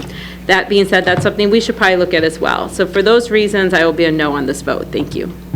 Ms. Rice? I'd like to be a no. Sorry. Yeah, I wanted to clarify really quick. We have to take a vote for the map amendment and then a separate vote for the special use permit. So just so we're clear, my Okay. motion, I'd like to amend my motion just to be for the map amendment from A1 to I1. Okay. Mr. Brooks, are you still a second? Yeah. Okay. Moved by Mr. Markham, second by Mr. Brooks. Madam Clerk?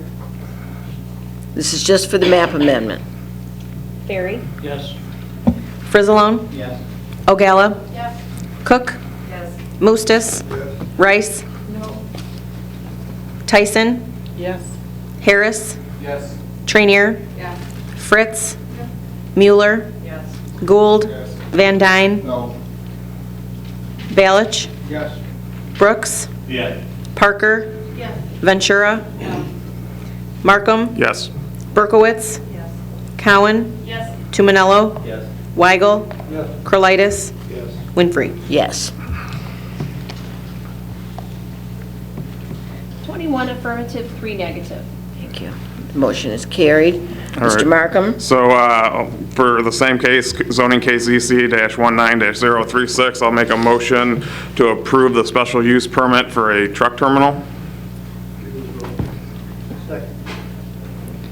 Previous row by Mr. Markham, second by Mr., or I'm sorry, motion by Mr. Markham, second by Mr. Brooks. Previous row, Mr. Moostis, second was Mr. Weigel. Questions? Yes. I'm sorry, what was Yes. it? There's still no's? Right. So, All in favor? aye. Any opposed? The motion carries. All right, next up, we have zoning case ZC-19-044, which is a special use permit for keeping of horses, farm animals, and livestock, excuse me, in Lockport Township, commonly known as 17850 Roslyn Street, County Board District Number 9, and I'll make a motion to approve. Moved by Mr. Markham, second by Ms. Parker. Any questions?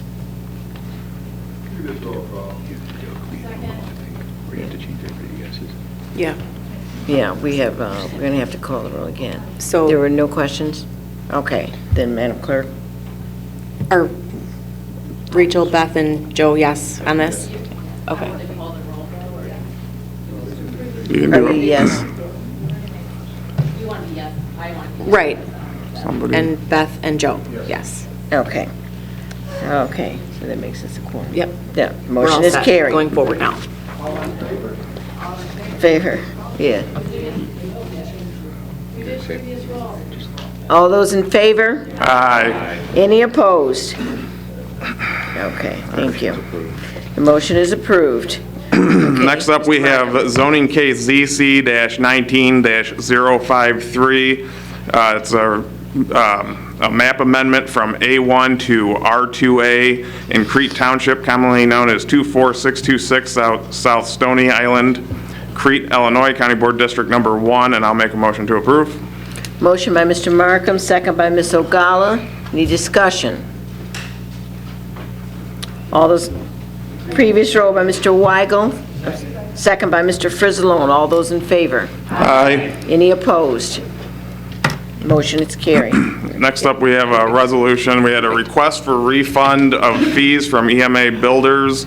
The committee voted to recommend not approving, so all motions are made in the positive, so if you don't want to give the refund, vote no. So I'll make a motion to approve the refund of fees. Motion by Mr. Markham, second by Ms. Trenier. Any questions? Roll call vote, please. Okay. Ferry? No. Frizalone? No. Ogalla? No. Cook? Mustis? No. Rice? No. Tyson? No. Harris? No.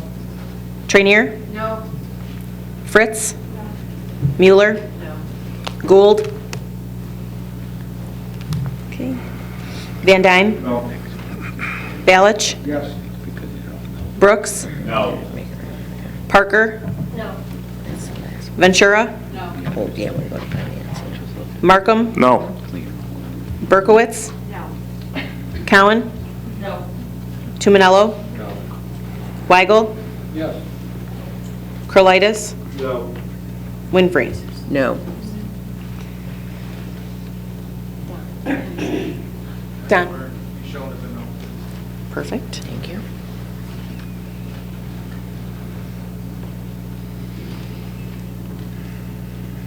Two negative, 22 affirmative. Yes. Two positive. Two affirmative. Two affirmative, 22 Two negative, okay. Okay. That's okay. So then the motion fails. Right. So the motion has failed. Thank you. All right, that's everything we have for land use. Our next Land Use and Development Committee meeting is scheduled for November 12th, 2019 at 10:30 a.m.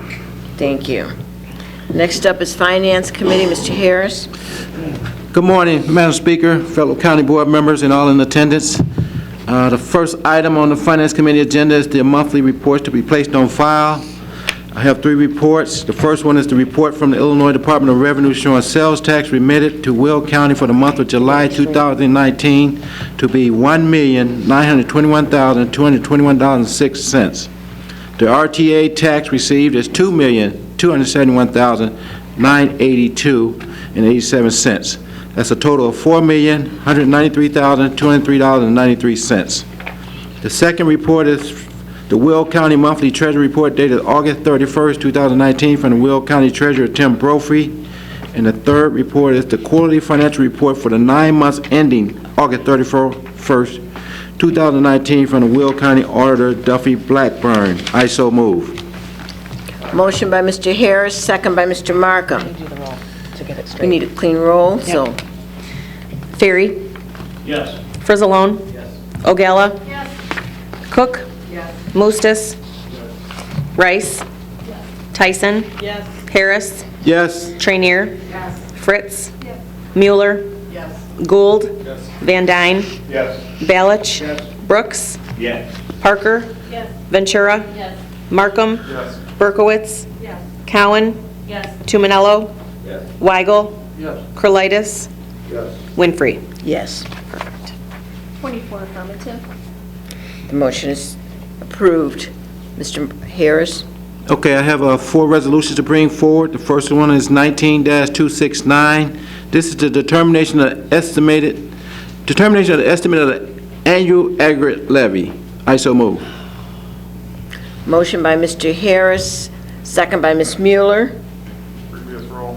Previous roll by Mr. Van Dyne, second by Mr. Weigel. There is a question. Mr. Weigel? I'm not in favor of taking 100% of the CPI. I don't believe in the last 10 years that we have taken 100% of the CPI. We don't need this additional tax money, I don't believe. We're probably going to have a tax on marijuana. Can you turn my speaker on? It's on. Okay. And this could supplement this. So I'd like to make an amendment that we reduce the CPI by 1/2. Second. Motion by Mr. Weigel, second by Ms. Ogalla to reduce the CPI by 1/2. Questions? I have a question. I believe the formula, does it allow us to reduce it either all or nothing, if I'm understanding that correctly? Right. Yeah. Rashawn? Rashawn, could you speak on that for me? Okay. I see you. And Jack. Yeah, I don't know. Instead of in Finance Committee. Sorry, Rashawn. So based on the formula, when you're doing the calculation, you take the base from the previous year, the current year's CPI, and you include that in the formula. With taking CPI and new property, as the EAV continues to increase, that's going to automatically decrease your rate. So The formula includes CPI, and it's, as I had stated before in previous meetings, and I believe in committee we've had this discussion, that based on the current formula and as your EAV continues to grow, as we continue to see that trend, that's going to continue to decrease that overall rate, and that will benefit the county as the dollars that we could capture. Okay, we have a number of people with questions. First is Mr. Ballage. Yeah, I agree with Tom. Even though if it was up to me, we would do the easy way out, and probably the most likable thing by our constituents, that would be to take 1 penny out of every line item and actually cut the dollars and not talk about percentages and rates. Well, right now, we're looking at an exodus out of the state of Illinois. We need to do our part at the county, not to follow the example of the state of Illinois and tax everything to the max. And I understand that if Tom, this amendment goes through, I'd vote for it because it has a chance of passing. But I don't like taking the CPI at all. I think it's wrong. So, I'm just hoping the rest of the board looks at it like that. How many people in your neighborhood want to get out of here? Most people want to leave Illinois, and the ones that are staying are the ones that can't. They can't leave, or they can't sell their house. So let's try to help the taxpayers. Thank you. Ms. Trenier? Yes. I will be voting no on this suggested change. I've heard from the other side of the aisle several times over the last couple of weeks about several new expenses that they want to add to the county budget, and frankly, I just don't see how we could do it without the CPI, the full CPI. So I will be in favor of the motion as written. Thank you. Thank you. Mr. Mustis? Well, first let me make a quick comment of saying that, I realize this still will lower the tax rate. It doesn't mean that we always have to tax at the maximum level. But I might also point out this is a estimated levy. The actual levy is not set until April, I believe, somewhere there.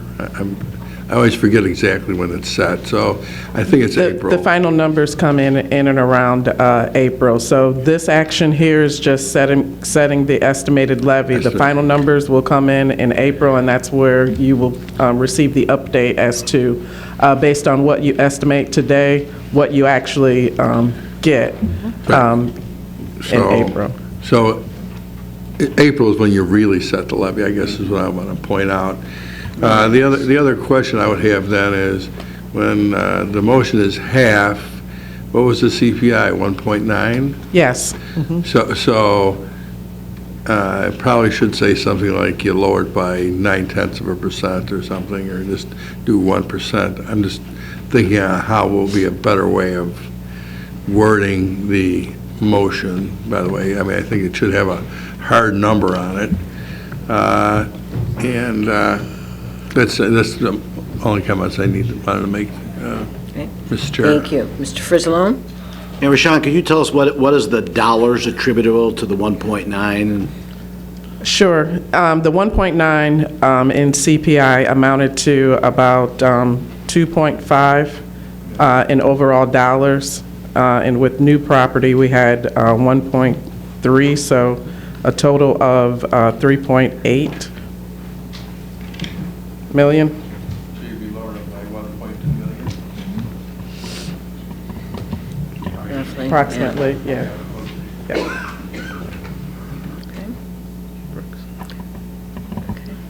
Thank you. Mr. Brooks? Madam Speaker, I heard a discussion that we shouldn't go to the max because there's a possibility of cannabis tax that's coming down the chute, which we have not yet discussed, have we? Rashawn, we don't know what that is. There's been no discussion, so we don't know what dollar that might be sitting here October 17th. Is that right? No, we don't. Okay. We don't have that information, and you guys haven't had that discussion. We haven't had that discussion yet. Okay. Thank you. Ms. Ogala? Thank you. As in the past, I've always stated that CPI is Consumer Price Index, which is already increased to our residents. I am not in favor of taking the full CPI, but I would support, as Tom Weigel suggested and made a motion, which I second, to take in half that amount. I don't think it's always right we go to our taxpayers all the time, not just us, but every single body that can tax does this, okay? And what we need to do is, every taxing body, take a look at what you have and need to become more conservative in your spending than what you are today. We can't continue to grant all these things that everybody wants. Everybody's going to want something. It's never going to stop, because I want a lot of stuff too. But we have to be conservative about it. So that's why I would support everybody supporting Tom Weigel's motion here to take half of the CPI. Thank you. Thank you. Mr. Carlitis? Thank you. I would agree with Ms. Ogala in supporting Mr. Weigel's statement. One of the things I do want to make a reference to is you used the term capturing resources, or it would benefit the county, or a statement similar to that. And I think that's, and this isn't an attack on you, it's a general understanding. First of all, when we say we're capturing something, we're capturing what? We're capturing the finances and the taxes of our constituents. And I think when they vote us in, they ask us to be, they trust us with their money that they send in here. So I don't believe in capturing anything from them. I believe in supporting them and watching out for their monies, and whether that applies to new bonding at the Forest Preserve, whether that applies to additional gas taxes at the county level. We have a responsibility to the taxpayer and not just to the governmental agency that we're representing here today. Thank you. Thank you. Mr. Moustis? I just wanted to maybe make one other real quick comment. The budget, Rashawn, the budget was based on these revenues, correct? These revenues are included in the contract. And so you would have to cut 1.2 million out of it. Whatever the board decides as to the direction they wanted to take on the levy, those numbers or that revenue would have to be reduced out of the current draft budget, right? So let's just, say it was 1.2 million. We would have to go back and look at the budget and cut out. And we would have to reduce wherever necessary. By 1.2 million. Okay. Yes. Everybody should be aware of that. That's all. Any other questions or comments? The motion on the floor, the amendment on the floor by Mr. Weigel is to reduce the CPI by half, correct? Or 0.9, which was seconded by Ms. Ogala. Madam Clerk? Okay. Ferry? No. Frizzalone? Yes. Ogala? Yes. Cook? No. Moustis? Rice? No. Tyson? No. Harris? No. Trainier? No. Fritz? Yes. Mueller? No. Gould? Yes. Van Dyne? No. Balich? Yes. Brooks? No. Parker? Yes. Ventura? No. Markham? No. Berkowitz? Yes. Cowan? No. Tumanello? Yes. Weigel? Yes. Curlitis? Yes. Winfrey? No.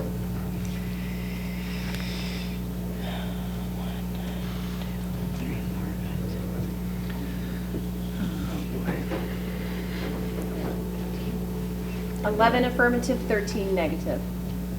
The motion is defeated. The original motion on the floor then from Mr. Harris was the levy as proposed, so we go back to that one. And I forgot now, the motion was by Mr. 269. Yep, 19269, right here. It's the determination of the estimate. It was by Mr. Harris, the second was Harrison Mueller. Okay, the motion then for Resolution 19269 moved by Mr. Harris and seconded by Ms. Mueller, was to accept the estimate of the annual aggregate levy. So, Madam Clerk. Ferry. Yes. Frizzalone. Yes. Ogalla. No. Cook. Yes. Mustis. Yes. Rice. Yes. Tyson. Yes. Harris. Yes. Trainier. Yes. Fritz. Mueller. Yes. Gould. Van Dyne. Yes. Balich. No. Brooks. Yes. Parker. No. Ventura. Yes. Markham. Yes. Berkowitz. No. Cowan. Yes. Tumanello. No. Weigel. No. Curlitis. Nope. Winfrey. Yes.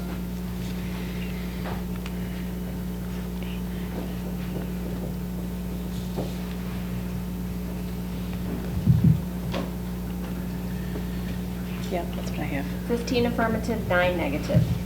The motion carries. Mr. Harris?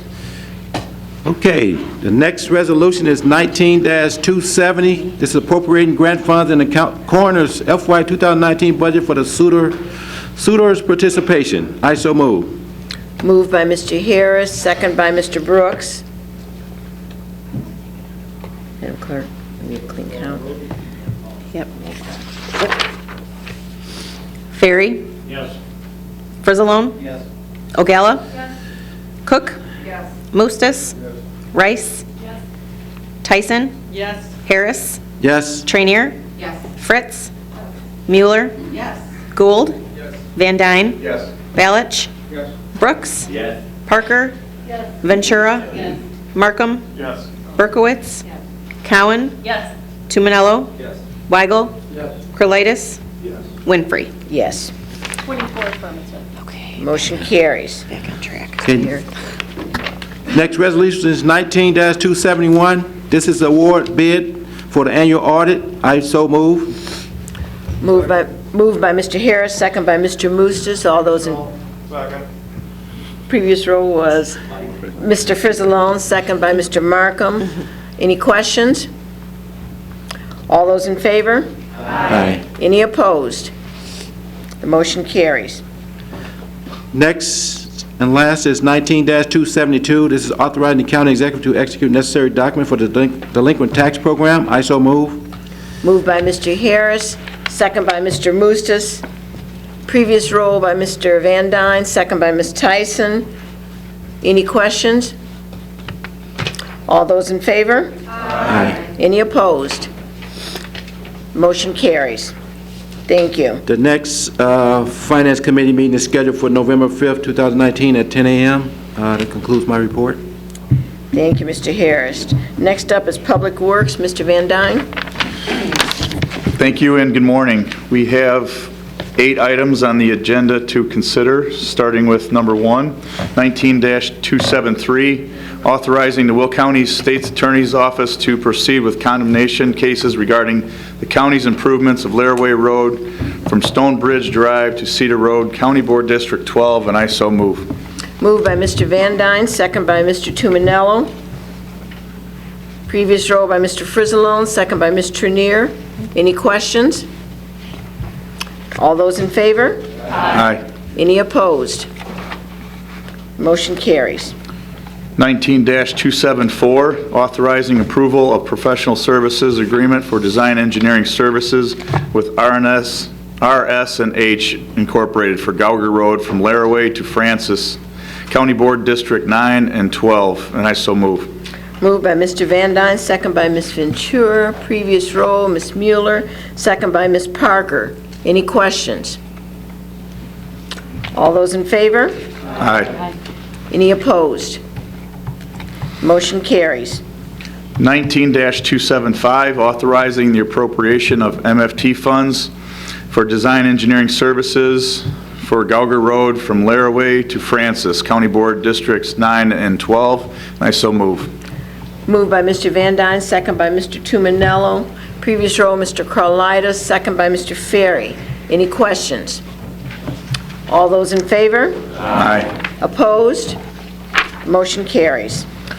19-276, authorizing approval of supplemental professional services agreement for design engineering services with Hutchinson Engineering on Briggs Street from I-80 westbound ramps north to Washington Street, County Board District 8, and I so move. Moved by Mr. Van Dyne, second by Mr. Brooks. Previous row, Mr. Ballard, second by Ms. Ogala. Any questions? All those in favor? Aye. Opposed? Motion carries. 19-277, authorizing the appropriation of MFT funds for engineering services for Briggs Street from I-80 westbound ramps north to Washington Street, County Board District 8, and I so move. Moved by Mr. Van Dyne, second by Mr. Brooks. Previous roll, Ms. Cowan, second by Mr. Frizzalone. Any questions? All those in favor? Aye. Opposed? The motion carries. 19-278, authorizing approval of professional services agreement for construction inspection services of Phase 3 with KTA Tater Incorporated on Briggs Street from I-80 to Washington Street, County Board District 8, and I so move. Moved by Mr. Van Dyne, second by Mr. Brooks. Previous roll, Mr. Frizzalone, second by Ms. Ogala. Any questions? Briggs Street. All those in favor? Aye. Opposed? Thank you. 19-279, authorizing appropriation of MFT funds for construction inspection services, Phase 3, from I-80 north to Washington Street, County Board District 8, and I so move. Moved by Mr. Van Dyne, second by Mr. Brooks again. Previous roll by Ms. Berkowitz, second by Mr. Carlitis. Any questions? All those in favor? Aye. Opposed? The motion carries. And 19-280, authorizing an intergovernmental agreement between CMAP and the County of Will for the completion of the Will County's ITS plan, County Boards District 1 through 13, and I so move. Second. Moved by Mr. Van Dyne, second by Mr. Ferry. Previous roll, Mr. Carlitis, second by Ms. Fritz. All those in favor? Aye. Any opposed? Motion carries. Our next Public Works and Transportation Committee meeting is scheduled for November 7th, 2019 at 9 a.m., and thank you. Thank you, Mr. Van Dyne. Mr. Markham. We have nothing for judicial. Our next meeting is scheduled for November 5th at 9 a.m. Thank you. Public Health and Safety, Ms. Rice. Good morning. The first item on the public health agenda is a public hearing. I make a motion to open the public hearing regarding amendments to the Will County Sewage Treatment and Disposal Ordinance. Motion by Ms. Rice, second by Mr. Ballage. Ferry? Ferry? Yes. Frizzalone? Yes. Ogala? Yes. Cook? Yes. Mostis? Rice? Yes. Tyson? Yes. Harris? Yes. Trainier? Yes. Fritz? Yes. Mueller? Yes. Gould? Van Dyne? Yes. Balich? Yes. Brooks? Yes. Parker? Ventura? Yes. Markham? Yes. Berkowitz? Yes. Cowan? Yes. Tumanello? Weigel? Yes. Carlitis? Yes. Winfrey? Yes. 24 affirmative. Thank you. We're in the public hearing. There are no speakers signed up for this particular issue. Are there any speakers? Speakers on this ordinance? No speakers. I make a motion to close the public hearing. Motion by Ms. Rice, second by Ms. Berkowitz. Madam Clerk. Ferry? Yes. Frizzalone? Yes. Ogala? Yes. Cook? Yes. Mostis? Rice? Yes. Tyson? Yes. Harris? Yes. Trainier? Yes. Fritz? Mueller? Yes. Gould? Van Dyne? Yes. Balich? Yes. Brooks? Yes. Parker? Yes. Ventura? Yes. Markham? Berkowitz? Cowan? Yes. Tumanello? Weigel? Carlitis? Yes. Winfrey? Yes. 24 affirmative. Okay. Thank you. Well, we are out of public hearing. Ms. Rice? Second item, 19-281, amending the Will County Sewage Treatment and Disposal Ordinance, and I so move. Moved by Ms. Rice, second by Ms. Ventura. We need a clean count, right? Previous roll by Mr. Mustis, second by Mr. Markham. Any discussion? All those in favor? Aye. Opposed? Motion carries. Third item, 19-282, increasing private pay rates for Sunny Hill Nursing Home, and I so move. Moved by Ms. Rice, second by Mr. Frizzalone. Previous roll by Mr. Markham, second by Ms. Cook. Any questions? Ms. Ogala? Yeah, I just want to make a comment, please. So I'm always opposed to increasing fees in that, because it's a cost to the residents. But what I can tell everyone here is that we are significantly lower than other nursing homes in the private pay rate. And our residents at Sunny Hill have such a better quality of life because the services that are provided there are so much better. The care is better, the facility is fabulous, the food is good, and the people who work there and volunteer there really care for the residents. And with the new change where we have this patient-driven payment model, so rehab services are better, that's a whole thing that's going on in the state. It's much better because now, instead of a resident getting services right as they get out of a hospital and then they get into this extensive rehab, now they're going to be looking more at the individual patient and doing rehab services at their level. So I think it's a lot better. So I'm proud to say that I had been chair of public health and safety in the past. This is one thing that we do as a county that is much better than many other counties. So I just wanted to put those comments out there. Thank you. Thank you. Any other discussion? All those in favor? Aye. Any opposed? Motion carries. Fourth item, 19-283, awarding bid for medical products for Sunny Hill Nursing Home, and I so move. Moved by Ms. Rice, second by Ms. Parker. Previous roll, Ms. Ogala, second by Ms. Tyson. Any questions? All those in favor? Aye. Any opposed? Motion carries. Fifth item, 19-284, renewing contract for nursing services, CNAs, LPNs, and RNs at Sunny Hill Nursing Home, and I so move. Motion by Ms. Rice, second by Mr. Harris. Previous roll, Mr. Gould, second by Mr. Weigel. Any questions? All those in favor? Aye. Opposed?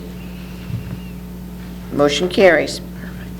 The next Public Health and Safety Committee meeting is scheduled for November 6, 2019, at 9 o'clock, immediately following the Forest Preserve meetings at the Forest Preserve District Building. Thank you. Thank you. We have next up Legislative and Policy, Ms. Trenier. Yes, thank you, Ms. Speaker. We had a very productive meeting, lots of conversation on a number of topics, including the Child Advocacy Center funding, biosolid fertilizers, vaping, but the one that we're going to be taking action on is the cost of insulin. There is a Senate Bill 677, and I'm sorry. 667. See, I still keep getting the number wrong. I was just about to apologize for calling it 662 or 622. It's 667. I got it now. We're going to write a letter for the board to consider approval at the next county board meeting, supporting that bill that caps the cost of insulin to $100 a month. And I do realize that's not the full cost, because anyone that has diabetes also has to bear the cost of the test strips, the lancets, and the needles, and they add significantly to the cost. But at least this is a start. Insulin prices have almost doubled in the last 5 years, actually 6 years, and something needs to happen. This is a life-saving thing. This isn't a lifestyle choice. If you have type 1 diabetes, you're born with it. Doesn't matter your exercise level or your weight, you need insulin. Your body doesn't produce it, or what it does produce, you cannot use. So this is a life or death situation, and the cost should not be prohibitively expensive to any American in a country as wealthy as ours. So that letter will be coming shortly, And our next meeting will be, and we're still looking for any ideas for the state agenda, by the way. Our next meeting will be, 12. My page just flipped. November 12th at 9 a.m. Thank you so much. Thank you. We have capital improvements, Mr. Brooks. Good morning. Still morning? Okay. Yep. Good morning. I gotta blow this up. There we go. Good morning, Madam Chair. We have an update that was updated this day. On today, we got a new update. Ray, I don't know if you got this or not, but it was just updated today. Our health department, our courthouse, animal control, EMA, and you'll be all getting this afternoon because it just updated today and it's much more good news. Everything's still on track. So, the only resolution I have, 19-285, which is authorizing the county executive to award the contract for asbestos abatement at the current health department facility, and I so move. Moved by Mr. Brooks, second by Mr. Frizzalone, previous roll by Mr. Tuminello, second by Mr. Gould. Any questions? All those in favor? Aye. Opposed? The motion carries. All right. DATAC, did the update go out today? It did? All right. All right, our next capital improvement committee meeting is scheduled for November 5, 2019 at 11 a.m. That's all I have. Thank you, Madam Chair. Thank you. Okay, Executive Committee, Mr. Ferry. Well, it's 20 minutes to 12. It's still good morning. So, anyway, opening up first with, I'd like to make a motion to open a public hearing to discuss an ordinance prohibiting the use of groundwater as a possible, as potable water supply by the installation or use of potable water supply wells or by any other method. Motion by Mr. Ferry, second by Mr. Brooks. Madam Clerk. Ferry? Yes. Frizzalone? Yes. Ogalla? Yes. Cook? Yes. Mostis? Rice? Yes. Tyson? Yes. Harris? Yes. Trainier? Yes. Fritz? Yes. Mueller? Yes. Gould? Van Dyne? Yes. Balich? Brooks? Yes. Parker? Yes. Ventura? Yes. Markham? Yes. Berkowitz? Cowan? Yes. Tuminello? Weigel? Yes. Krolitis? Yes. Winfrey? Yes. We are in public. Thank you. We are in public hearing. Are there any, I have no speakers signed up for this portion. Are there speakers wishing to speak on this resolution?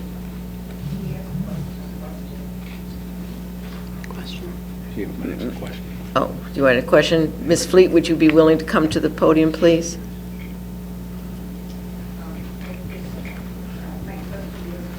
Marge? Marge, if you would come to the podium, please.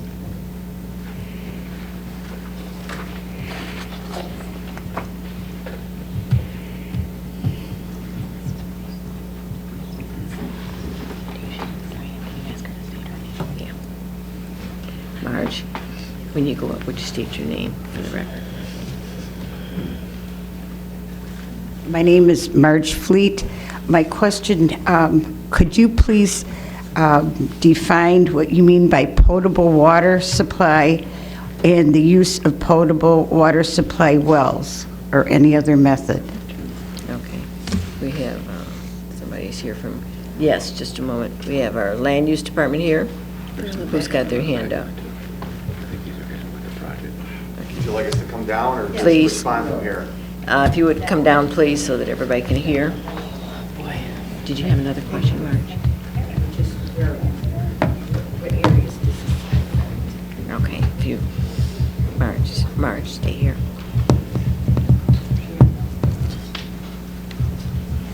Good morning. Potable water supply wells are defined as wells that are used for drinking purposes only. So you install those wells at depth and they're used to extract water from the ground for drinking water purposes only. Would you state your name in the record, please? Mike Cicerella, Cantera Development Group.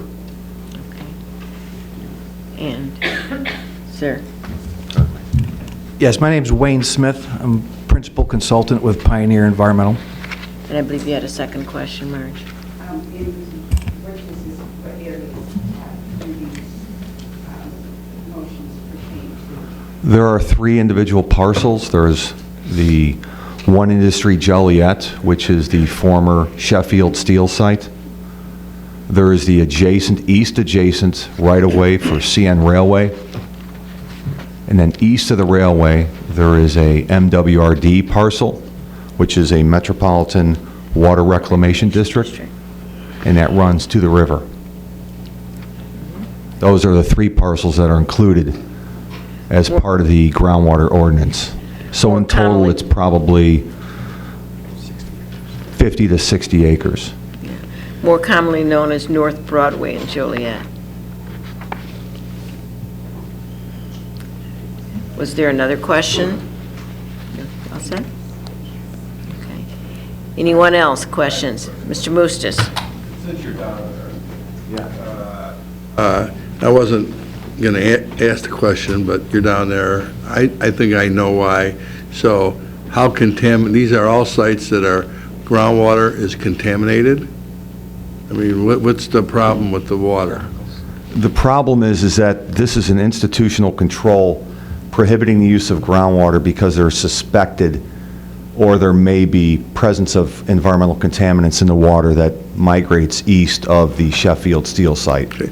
So when you say it's suspected, you don't know. I mean, you haven't gotten the aquifers and checked them or anything. You're just. We've done significant testing on the Sheffield Steel site, which has some confirmed contamination, and this is a mathematical model, a groundwater model that we use to predict contamination for an extended period of time. And that's required by the IEPA. And in that model, we've identified that it may migrate eastward towards the river, but yet not reach the river.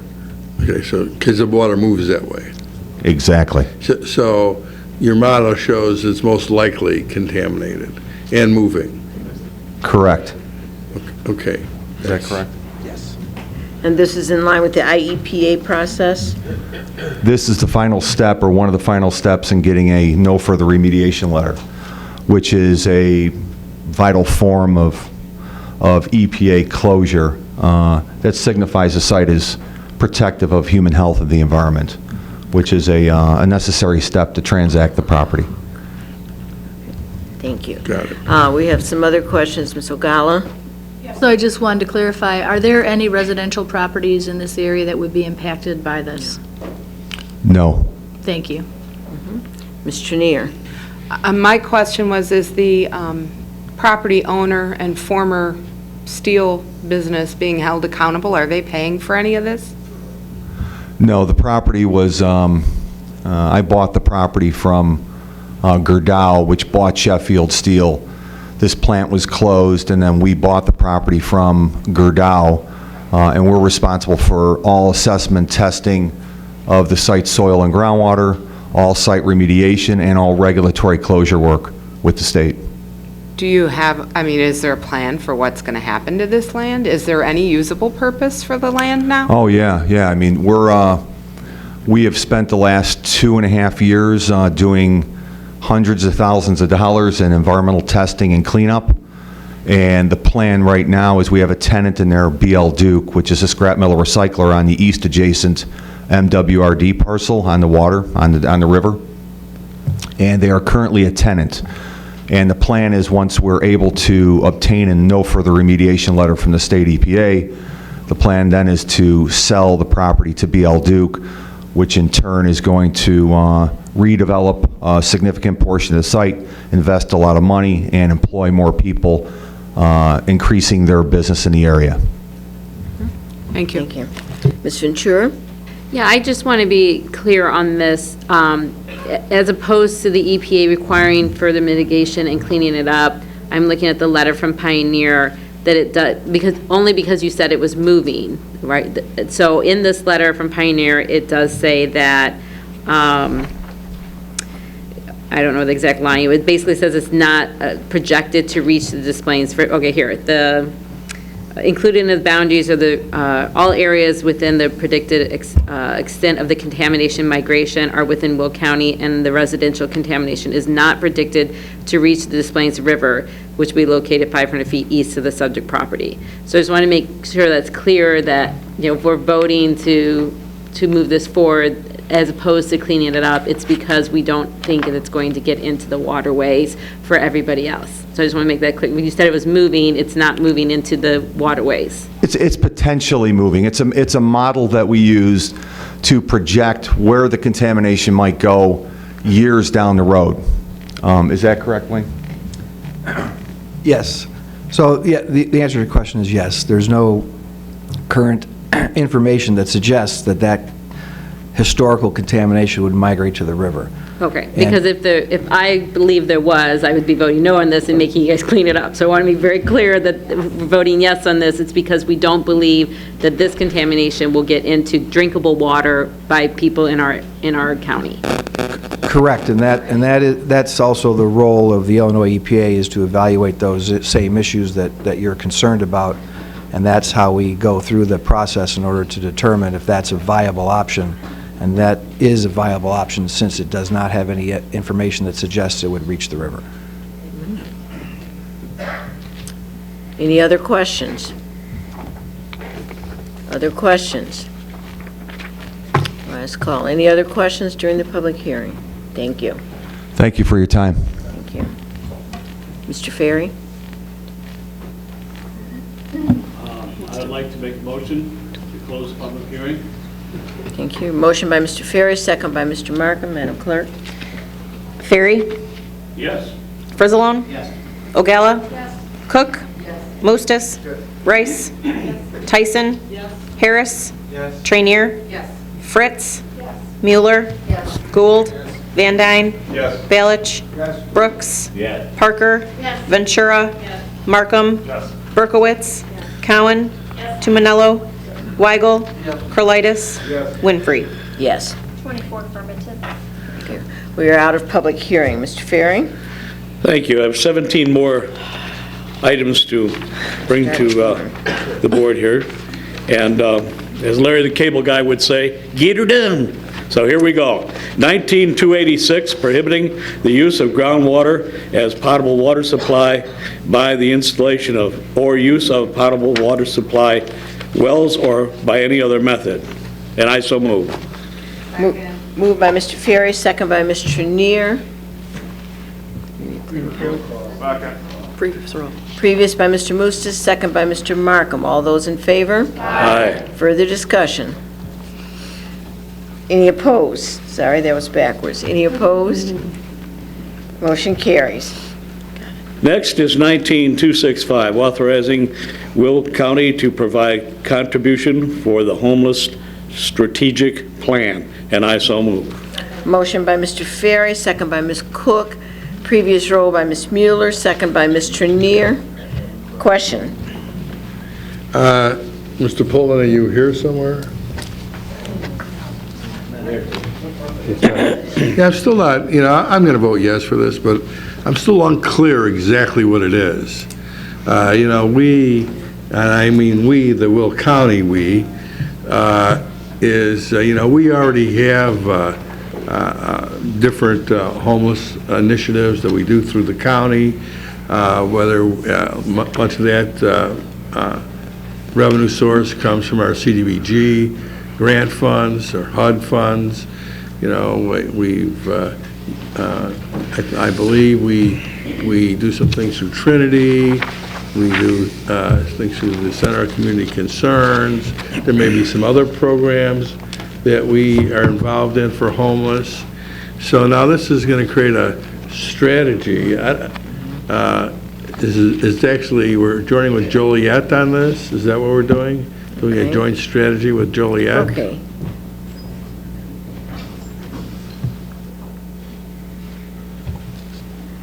Martha's with the CDBG Department and Land Use. Martha. Good morning. Community Development Division with Will County Land Use Department.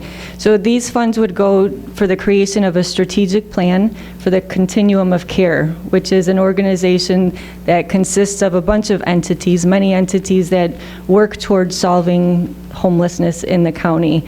In the absence of a strategic plan, it's really easy to kind of lose direction the strategic plan, much like Rocky was talking about, having a strategic plan for PACE. It provides direction for the collaboration so that we all ensure we're going in the same direction. In the absence of that, it's very easy to go in a different direction. And we bring in just over $4 million annually with the Continuum of Care NOFA that comes out.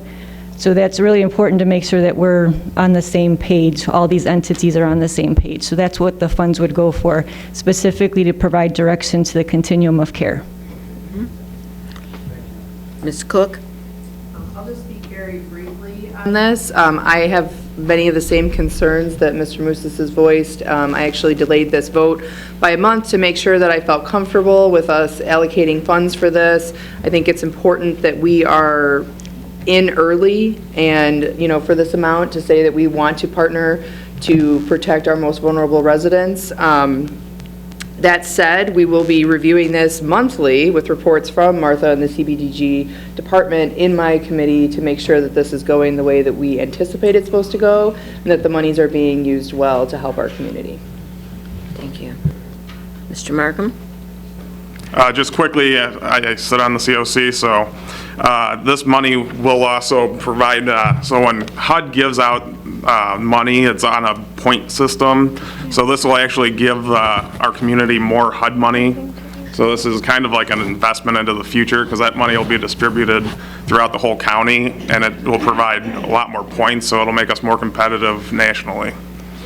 Thank you. Ms. Ventura? And then to answer Jim's last question is, we are matching the funds for Joliet, but Amita Health is also putting funds in, and Grundy and Kindle are being approached about it as well. So this is a joint effort of all of those entities to as Martha said, to make sure that the agencies, multiple agencies, upwards of 60 agencies who work together, are all moving in the correct direction that we would like to see. Thank you. Any other questions? Thank you, Martha. Thank you. We have a motion and a second. All those in favor? Aye. Any opposed? Motion carries. 19287, authorizing a programmatic agreement with the Illinois Historic Preservation Officer for the administration of certain programs funded by the United States Department of Housing and Urban Development, and I so move. Motion by Mr. Ferry, second by Ms. Cook. Previous row, Mr. Gould, second by Ms. Cowan. Any questions? All those in favor? Aye. Opposed? Motion carries. Next is 19288, granting a temporary access permit for the boulevard on Renwick Road, County Board Districts 5 and 13, and I so move. Moved by Mr. Ferry, second by Ms. Mueller. Previous row, Mr. Carlitis, second by Ms. Berkowitz. Any questions? All those in favor? Aye. Opposed? Motion carries. 19289, authorizing amendment to a countywide radio system tower site lease agreement, and I so move. Moved by Mr. Ferry, second by Ms. Mueller. Previous row, Mr. Weigel, second Mr. Harris. Any questions? All those in favor? Aye. Opposed? Motion carries. 19290, establishing the Lincoln and 394 corridor enterprise zone, and I so move. Moved by Mr. Ferry, second by Ms. Tyson. Previous row, Ms. Ogala. There was previous question, okay. Previous row, second by Mr. Gould. Questions? Ms. Ogala. Okay, I just was wondering, I know back when we talked about this at committee that I had asked for some information. We have all the enterprise zones, we have TIF districts, we have all that. My question was, where do we see the benefit? Where are we seeing the benefit for these areas, for this? I know in my part of this enterprise zone, which is the Crete Beach area, I know that there is a couple businesses that are expanding. But I just wanted to have clarification on where we see this actually working. Because we always approve enterprise zones. I think it would be good for us to see, we've seen this growth here and there, where there's things growing, is this a benefit or isn't it? It's just something for us to know about, because sales tax revenue for the small communities would be a great benefit if they're building some things to bring in more revenue for their districts. So I'm just looking for, where is the improvements, and do we believe that enterprise zones, TIF districts, but I know we're just talking enterprise zones, actually work? That's what I was asking for, some information on that.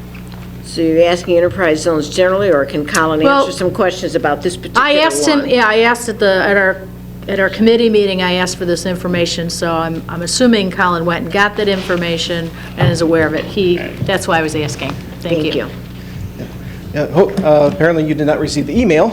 So basically, the current enterprise zone, that would be in the Crete Beach area and also the South Cook suburbs, has received, oops, my notes just flipped on me. Let's see,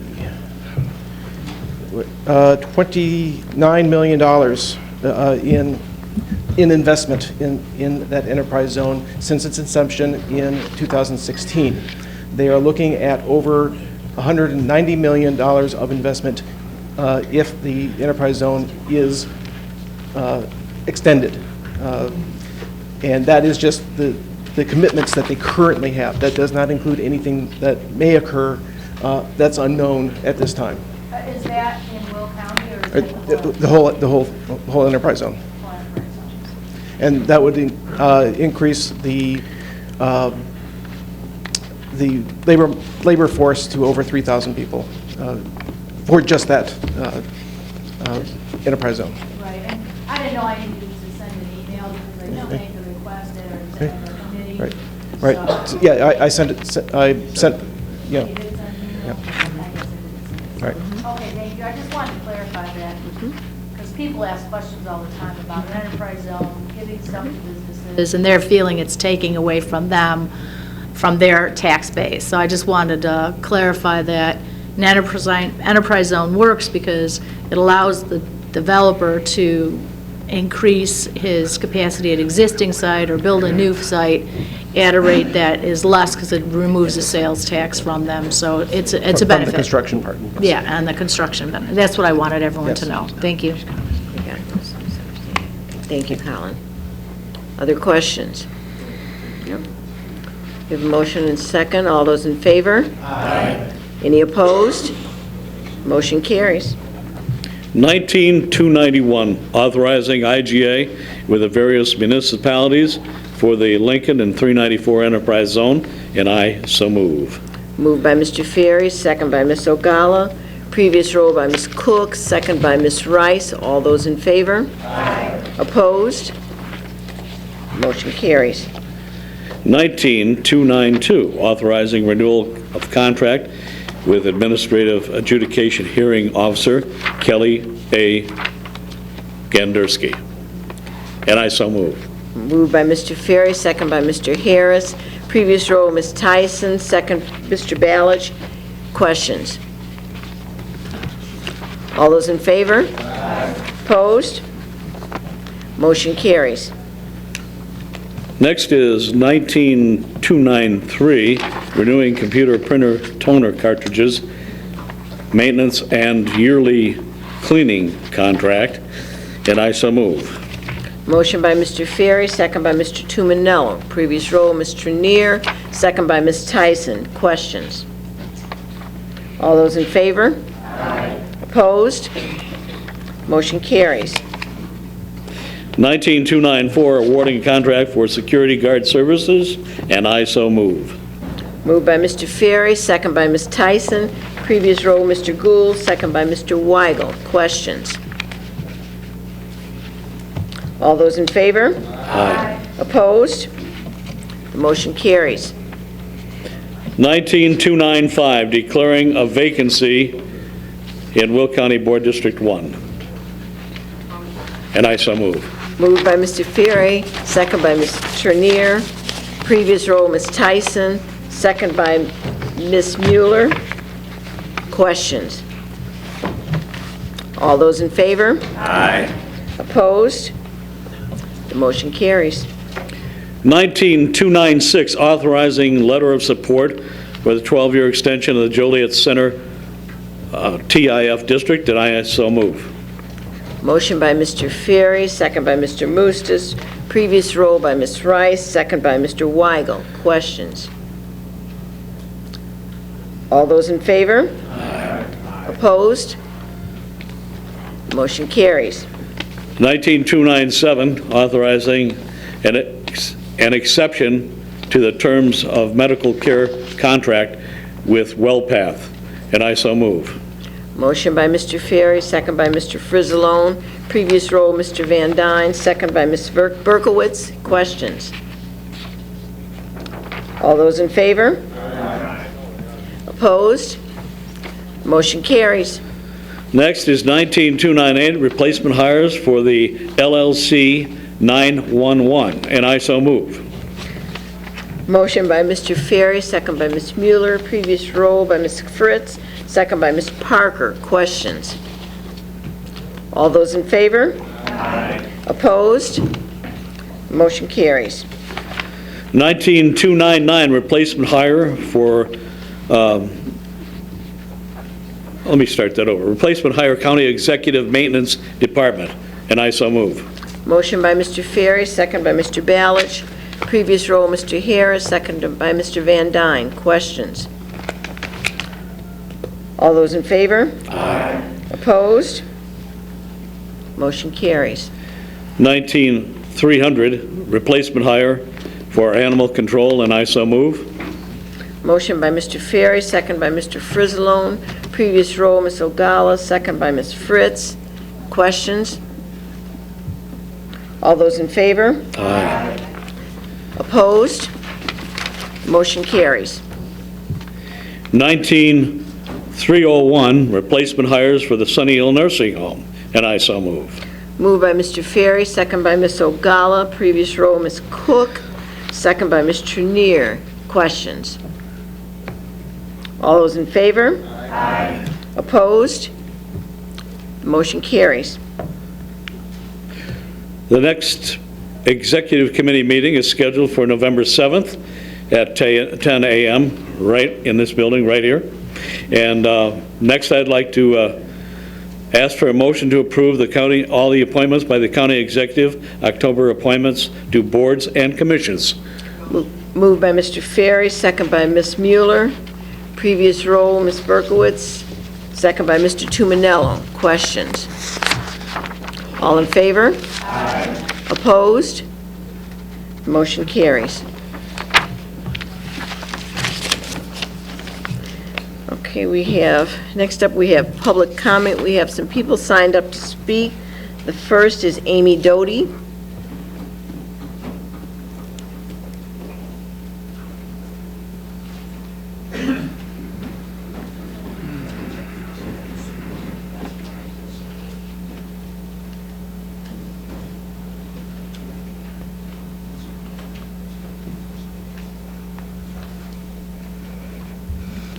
Hello, my name is Amy Doty, and I am a lifelong resident of Will County.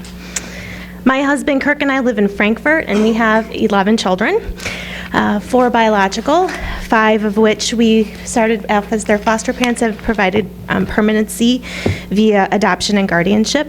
And we currently have 2 foster children in our care, one who is an infant and another who's medically complex. If it's not obvious from my little story, motherhood and helping the community is a big passion for me. And I've been able to take that passion and be able to transfer that into my profession as a registered nurse for the last 25 years. I am currently serving as the nurse manager of the Pregnancy Resource Center of Will County, and I've been there for 8 years. For those of you who are not familiar with our organization, we are a nonprofit organization that provides free and confidential services to those who are expecting or potentially expecting in Will County and the surrounding communities. The medical clinic offers a limited scope of services, including free pregnancy testing, limited obstetrical ultrasound, education, and pregnancy options counseling by a registered nurse. We also offer community resource information and education on how to obtain healthcare and insurance coverage. Another program offered through our office includes a parenting and mentoring program called HOPE, which is an acronym that stands for Helping Others Parent Through Education.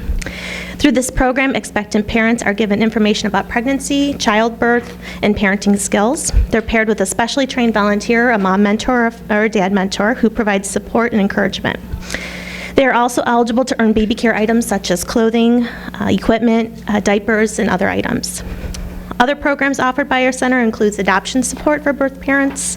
We offer STD information and abstinence teaching within our local schools, and I've done those presentations in our local Will County schools.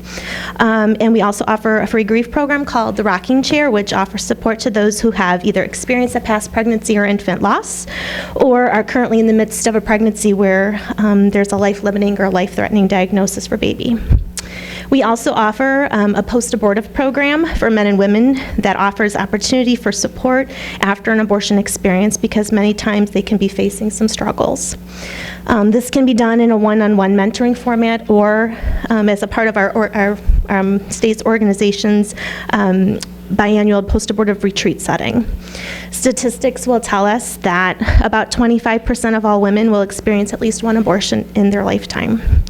In my 8 years in this role and having seen personally over 4,000 women in Will County, I can tell you that I can count on one hand the number of women who have verbalized their great pride and joy in aborting a pregnancy. The mass majority who share do share feelings of sadness, guilt, and regret. And it is for this reason that we offer this free program. Our organizational mission statement is to equip those facing pregnancy decisions with excellent care, compassionate support, and honest information. This is exactly what we do each and every day. I could tell you story after story of the positive impact that the Pregnancy Resource Center has made in the lives of Will County families and women. As you may or may not know, October is Respect Month Life, and I believe that one way we can do that is to walk with those in our community who might need some assistance, as well as educate them fully about all of their options and resources available to them. A majority of clients we serve are under-resourced or underserved and find us because all of our services are 100% free to them. We are 100% privately funded through the individuals of this community, businesses, and churches. We receive not one nickel of government funding. Many of our clients have verbalized that they have difficulty finding the resources that they need just for their day-to-day needs. Some feel not respected or cared for or heard, and this should not be. Our organization has been able to partner with our clients to bring about some really great outcomes and to help fill in the gap of support that they are often lacking, and we do so in a compassionate and caring way. It is my hope that you will now be more informed about what the Pregnancy Resource Center of Will County has provided to your Will County community area for almost 30 years.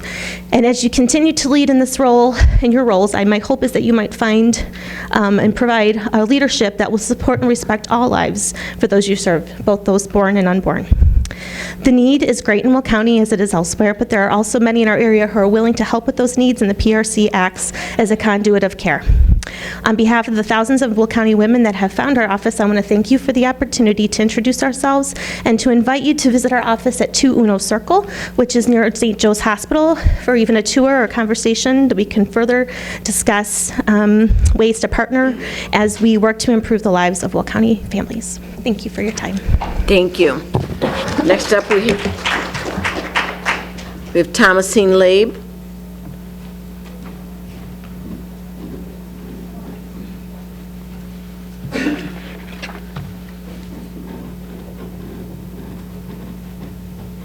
Good morning. My name is Thomasine Leib. I am a Joliet native, and I volunteer at the Pregnancy Resource Center. I've been there about 2.5 years. On average, I am there about 7 hours a week and see about 6 ladies per week. So that multiplies to a lot of people, a lot of ladies especially, that I've met over this time. Our nation seems to have this tone that abortion is the way to go. It is right, it's good, and if you believe that life is the option, you're in the minority. So before I started at the Pregnancy Center, I thought I would be meeting women that would come in rather aggressive or with some kind of an agenda saying, you know, don't tell me what to do with my body, or my body, my choice, you have nothing more to say to me. But that's been very much the opposite of my experience there. The women that come by large are either just found out that they are pregnant and it was unplanned, or they suspect that they might be pregnant and it was unplanned, and they are feeling in crisis. That could be their words, or at least the words that they would use if I'm paraphrasing. They're feeling like their life just fell apart. They're not sure how they're going to keep a full-time job and raise a child. They're not sure how they're going to finish school. They don't know how they're going to tell their mom. They don't know how they're going to tell their significant other or their friends. And so they may choose abortion, but in those situations it would be because of default, because they just don't feel like they have another option. That's been my experience for the most part, except for 3 that I could name. Of those 3, 2 of them came in with the intent to get an abortion, with a conversation of just being able to ask them, tell me your story, wanting to be heard, honestly. Tell me your story. What are the obstacles that you're seeing? Are you really wanting an abortion, or are you just feeling like that's your option? And are the obstacles not able to be overcome? With a conversation like that, and then with their consent to actually have an ultrasound and see their baby on a screen kicking and beating, and even one of them being able to see that it was a baby girl. Both of these girls chose life, and they chose to bring their significant other into the decision-making process and then joined our parenting classes. So I was able to have a long-standing relationship with them throughout their pregnancy, and actually firsthand be able to see that they changed from hopeless to hopeful. The reason I share that story with you today is because you're leaders in this community, and I'm just wondering if you're feeling like there's a pressure that it's 2019 and we need to get with the program and everybody's up for abortion, and if we say things about life, we're in the minority.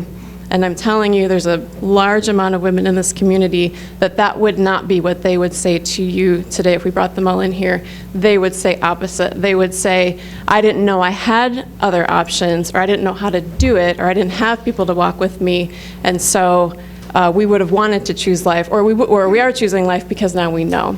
So that's what I wanted to share with you this morning, and thank you so much for the opportunity to talk with you. Thank you. Next up, we have Leon Osek.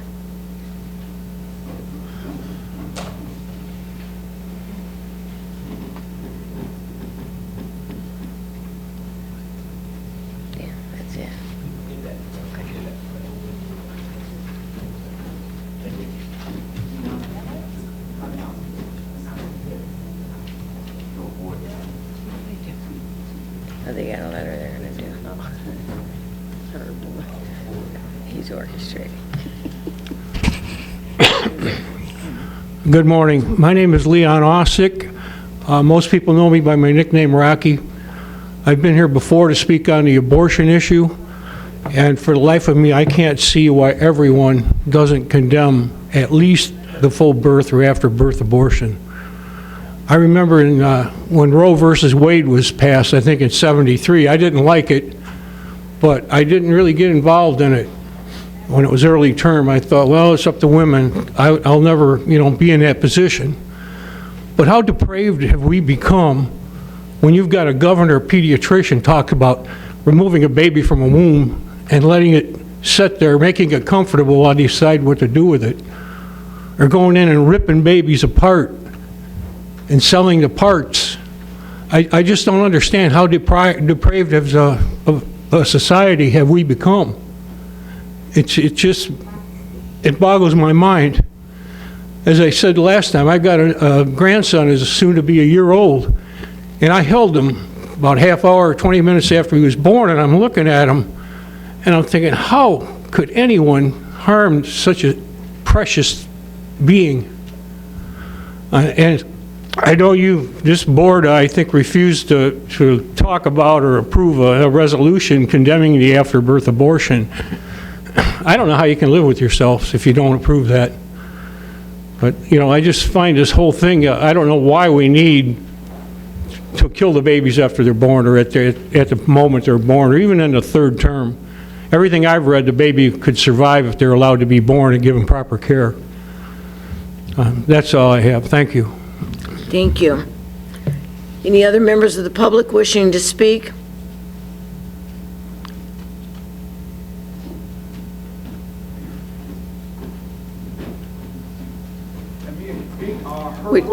I know, that's not the public. Would you give your name for us, please? Good afternoon. My name is Chandra McCain, and I am also a Will County resident. I am here to support, also to talk a little bit about Pregnancy Resource Center. Thank you for allowing me this time. I am a registered nurse by trade. I am a licensed counselor, but nothing is more fulfilling than being a volunteer for the Will County Pregnancy Center. I have been there for 10 years, and I've seen both sides of the spectrum. When a girl comes in to have her ultrasound, she is delighted. Around 6 weeks, she can see that heartbeat. And the first thing she says, I'm having a baby, not a clump of cells. So that is life. That baby has purpose. Also on the other side, I see as a licensed counselor, as I'm doing my intake, right away in my intake question, I put, have you had any abortion? Because oftentimes, it's a quick remedy when we go to the other side. And there's no condemnation. I'm not speaking condemnation. But there's also a lot of anger. There's a lot of resentment, shame, and guilt that's contributing to abortion around the 7th year when she's had it. And so as a counselor, we're able to walk beside her, to encourage her in a non-judgmental style, in a loving style. Also, many of the girls come back and they say from 7 or 8 years, they're still walking with us because they're still needing to go through a healing process. And that's what we're all about, not to point fingers, and we get some of the same girls back and we just love on them because of what they've done. It's not who they really are. But I questioned myself. I said, when I sat down, I said, could it be from the opioid crisis, the suicide rate, could it be possible that because years ago no one told them because of the backlash that they would have from having abortion, could it be part of that, which nobody talks about? And so I would love for you all to think about that. That might be part of it. Get the healing that they need. So thank you so much for sharing, allowing me to share, to walk beside these Will County girls. We're killing a nation. We're killing doctors and lawyers. We're the teachers. There's an epidemic. So consider that. Consider that. There's always adoption and there's always foster care. Please consider that. Thank you. Thank you, Ms. McCain. Are there any other members of the public wishing to speak? Yes, sir.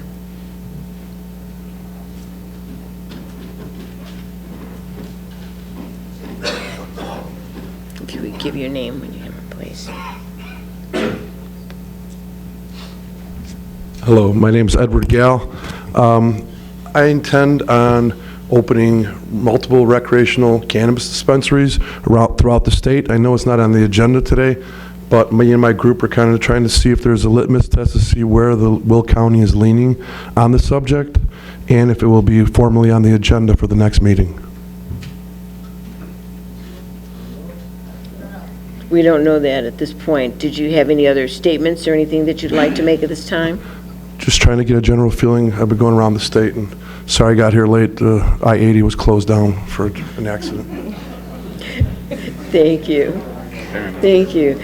Thank you for your time. Mr. Gout, we can say, though, that as soon as it is on the agenda to be discussed and to be voted on, it'll be made public. It'll be posted, so you'll have a chance to know. It'll be on the website as well as in the newspaper, so it will be a public meeting. Thank you very much. Thank you. Any other members of the public wishing to speak? Comments from county board members. I believe Mr. Brooks and Mr. Ballage have something. They're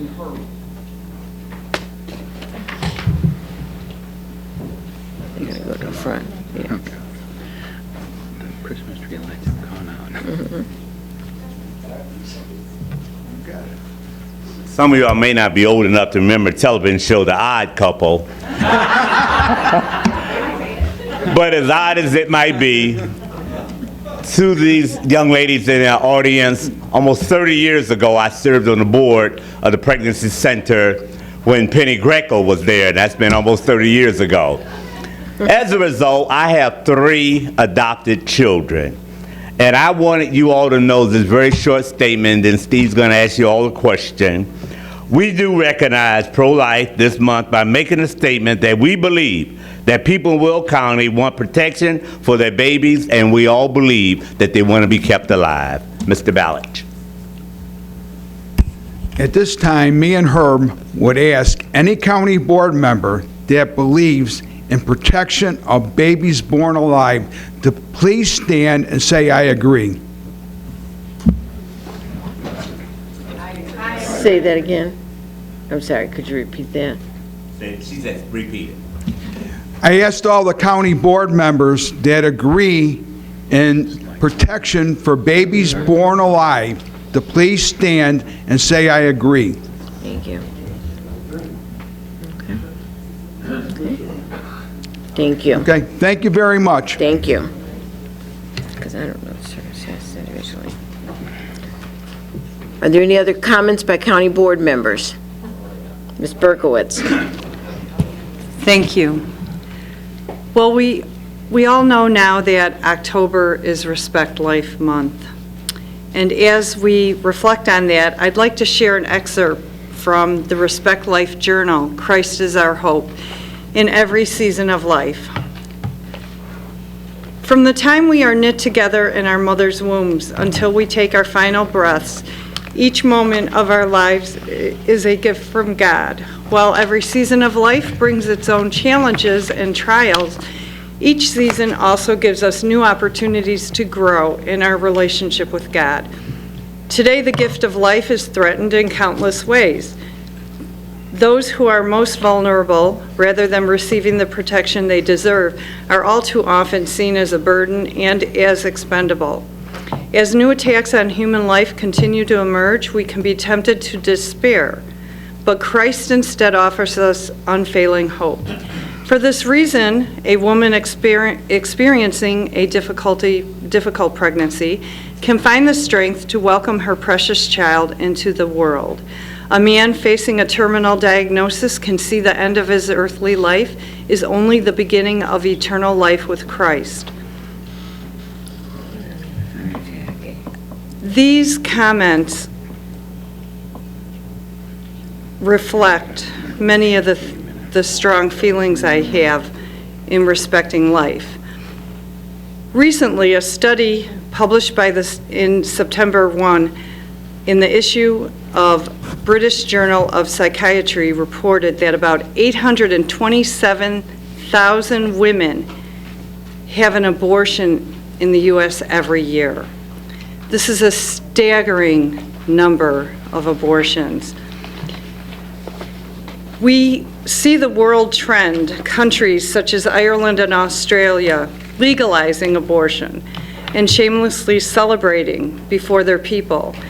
States in the USA Planned Parenthood is targeting minority communities and opening up new facilities. And our governor boasts to make Illinois the most progressive state in the union regarding abortions. But to respect life is to never give up. Our message is not one of hate, but one of love, and we're not afraid to share it. As we celebrate and recognize the wonder of all life, especially the unborn, I'd like to thank the Pregnancy Resource Center for coming today and sharing their message and showing us that there is a lot of good in the world and a lot of good works that are being done. And amazingly, they do it without any government funding. They're here in Joliet, and I'm very, very proud to have them as a part of our community. So thank you for all you do at the Pregnancy Resource Center, and I hope you will all remember to celebrate life, not just in October, but every day. And remember that every heartbeat matters. Thank you. Thank you. Mr. Tuminello? Just to bring forward, first of all, I want to inform the entire board that on November 5th at 12:30 after Capitol, we will be doing a health department tour. As you know, it's coming along very nicely. I'd like to bring the entire board out there. You're all welcome. Same thing on November 12th. We'll be having another tour at 11:30 for the animal control. And last but not least, Larry, I know if you're watching, to a man that I've respected for many decades working with him. I know we've been on opposite sides of a lot of the votes at many times, but I'm telling you, my friend, I'm pulling for you, and I look forward to seeing you back here soon. And you did a very good job, but I'm really looking forward to the day we could have Larry sitting back up there. Me too. Let's see who's up next. Ms. Ventura. Yes, hi. I wanted to thank the Plainfield students for their comments on the need to expand public transportation and the permanent routes. I have been, again, an advocate for public transportation, so please keep this in mind when we're discussing a dedicated funding source for our roadways through the motor fuel tax that would allow us to move more RTA funds over.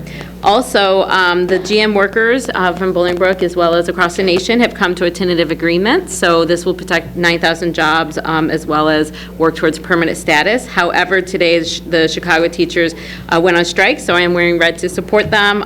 They're looking for class size and more prep time, so we can all look at that here, even in our own district. District 86 had a rally at their own teachers here in Joliet because they're also having issues with their contracts. The gentleman asked about marijuana. Is he still here? Okay, so I have no issue going on record saying that I support the zoning of marijuana in Will County and the taxing of it at 3% in the cities and 3.75% in the unincorporated areas, and I will be asking the board to push towards that when that vote finally comes in front of us. The last thing is I wanted to make a statement about the babies born alive. That's a political statement and does not reflect the current laws that we have, nor necessarily the members of people who did not stand today. So I want to remind people that we have to follow Illinois law and federal law. We can't just arbitrarily decide that we're going to ban something in this county. We're not home rule, and we did take an oath to uphold those constitutions. Lastly, birth control over the counter or support for daycares and pre-Ks, family paternal and maternal leave are things that would really help push people towards wanting to support their families. So I look forward to seeing everyone who stood today to work with our legislative committee to voice your issues on how we can make sure that we have birth control over the counter, make sure that we're funding our teachers, make sure we're giving money to daycare, and preferably having maternal leave and maternal leave so mothers and fathers can stay home with their kids and give them the best opportunity. So other than that, I'd ask that these non-county board issues, the political issues that push only to divide us, that we stay focused on what can help our residents in the area. Thank you. Ms. Trenier. I'd like to thank Rachel for her comments. Thank you very, very much. I also want to mention the GM workers, remind everyone that we have a food bank going. I want to thank Board Member Gould for his donation and Board Member Harris for his donation. We are still trying to help these workers. It is going to take them a very long time to recover from this strike. It was a nationwide strike. The 80 employees that work in Bolingbrook were severely affected, and certainly would continue to push all of you to assist those folks with their lives, with their babies' lives, by donating in a large amount to our food pantry. Thank you. Ms. Fritz. Thank you, Mrs. Winfrey. Not only is it Respect Life Month in October, obviously breast cancer awareness, I think we're all aware. It's also Clergy Appreciation Month, so I would like to express appreciation for Pastor Brooks, our other clergy, and the clergy that come in here every month to help us recognize that we are reliant upon a higher power. Thank you. Ms. We take donations too. Of course. Ms. Cook. Thank you, Madam Speaker. Everybody's talking about October, but something in November. As a combat veteran affiliated with our Will County Veterans Assistance Commission, I want to take this time to formally invite everybody here today to the Will County Veterans Day ceremony. It will be at 10 a.m. on November 11th at the Rialto Theater, so it'll be inside this year, which is a great change. It's pretty brisk on November 11th usually. There will be a free reception following the ceremony at the Route 66 Joliet Museum. There will be refreshments provided by the Blue Taco, military displays, and community providers. So I urge you all to please come out and celebrate the service and sacrifice of all veterans living and deceased at this event. And I also want to mention there is an opportunity to volunteer as a greeter to greet veterans as they arrive and pass out stars from starsforourheroes.org beginning at 9 a.m. You can contact the Will County United Way to sign up for that, and this information will also be emailed out via staff. So thank you. Thank you. Ms. Cowan? Yeah, a couple things. First of all, since we had a great discussion about PACE and Metra, I wanted to point out that the PACE 2020 budget public hearing for Will County takes place on Monday, October 21st from 3 to 5 p.m. at the Joliet Public Library. So if you want to be part of that conversation, obviously there's a lot more to be said there. Secondly, my second point is that I wanted to bring attention to and notice the passing of Congressman Elijah Cummings, who was a leader in the civil rights movement for many years, and he died, I believe, unexpectedly overnight. So, you know, our thoughts and hopes are with his family and his congressional fellows. Thirdly, I would like to mention the situation, the status of abortion in Ireland was brought up, and many people know that I lived in Ireland for 3 years. And one of my roommates was a doctor, and he worked at a hospital, and one of his colleagues was a woman named Savita Halapanarvar. In 2016, I believe, Savita suffered an incomplete miscarriage. It was a baby she wanted. It was a baby she hoped to have. She was not granted an abortion after an incomplete miscarriage. She was not granted an abortion because it was not legal. Savita then died owing to a septic miscarriage. The case of abortion is complex, and to reduce it to simple terms is an egregious sin against life. While everyone is entitled to their own personal decision about whether or not to get an abortion, to bring it to a board that has nothing to do with whether or not we can legislate abortion is a pure and simple political tactic. It's reprehensible. And it's deeply offensive to women and to their male allies. You are certainly entitled to express your opinion, but the manner in which this was raised and the falsehoods that continue to be spread about this issue are again an affront to life, an affront to truth, and an affront to democracy. Mr. Carlitis. Well, I definitely would agree with Mimi that the case of abortion is complex. But I think all too often we haven't had open and honest conversations, and the lines get blurred and the truth gets blurred. So with that, I just want to say thank you to the folks that came up from the Pregnancy Resource Center. What I heard is a compassion in your voice and a determination to assist those people in our community that are truly looking for help.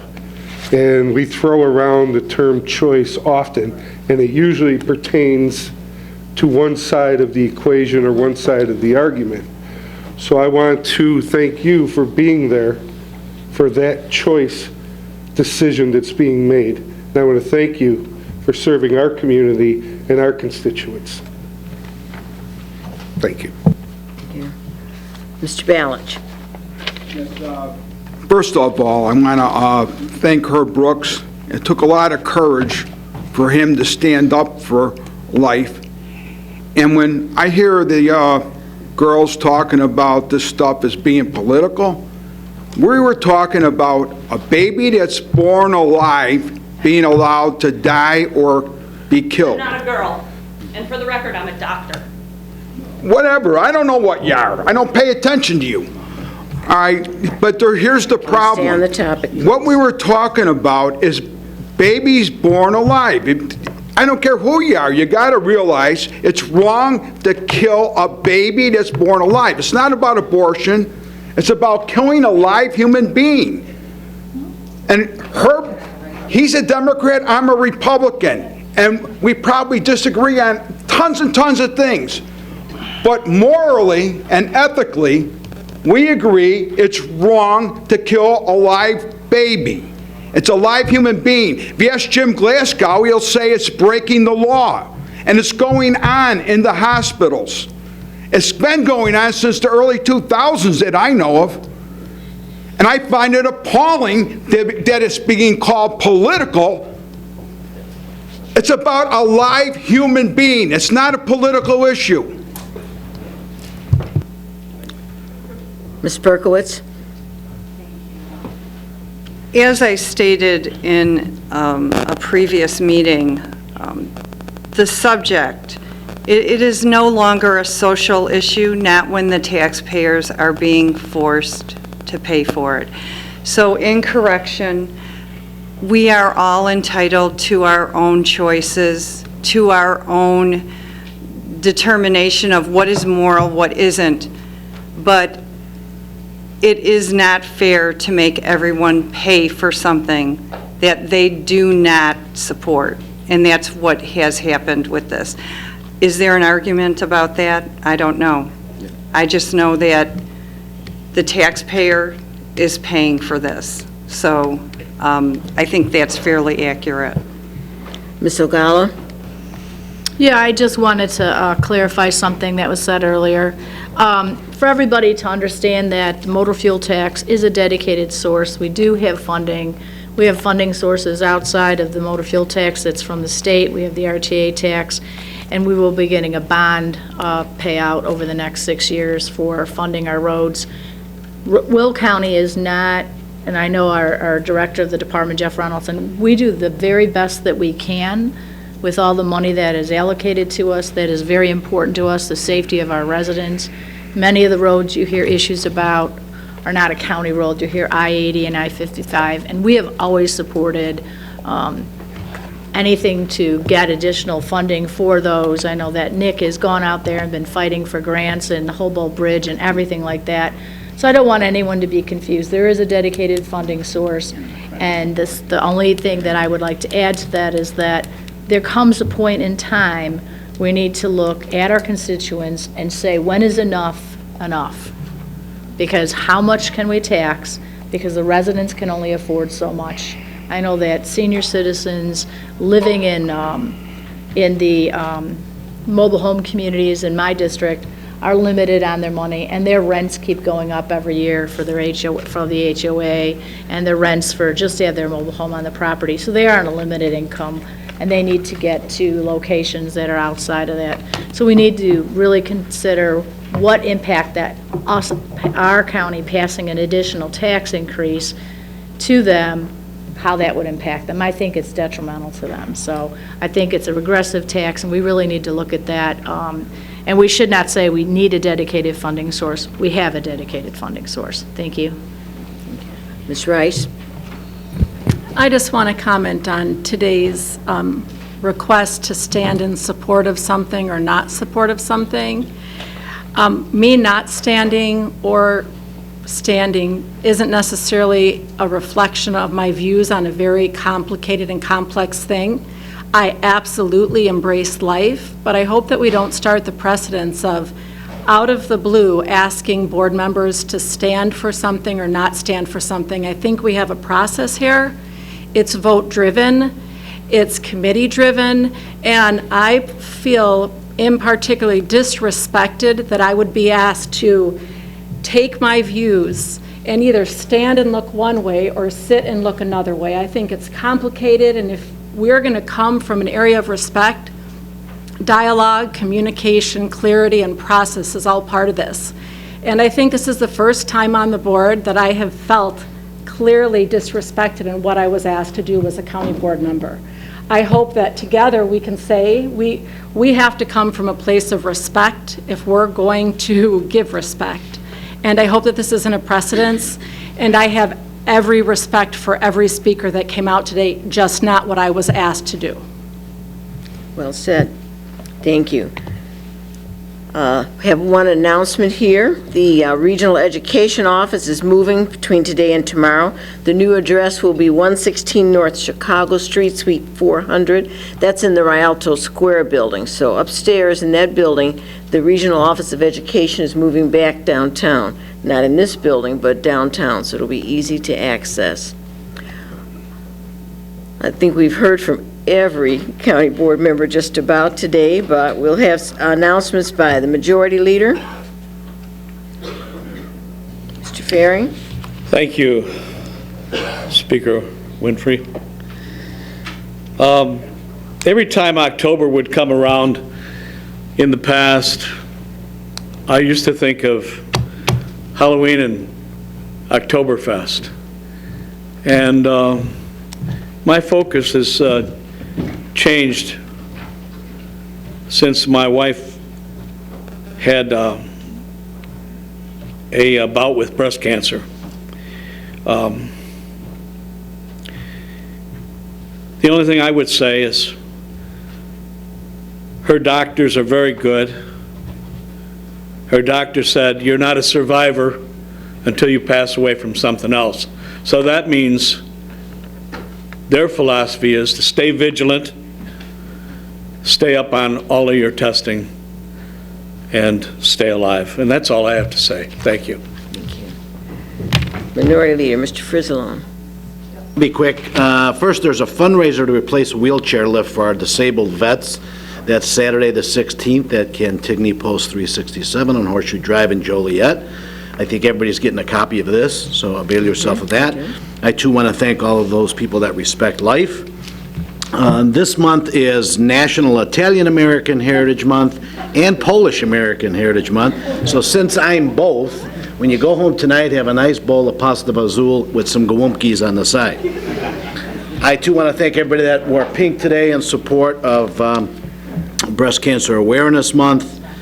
And we mentioned earlier about National Energy Awareness Month. I do want to congratulate my partner, Steve, in becoming one of the first to use the county program to go solar on his home. So we now will call him Solar Steve since Solar Sam has left. And I know Mark mentioned Halloween briefly.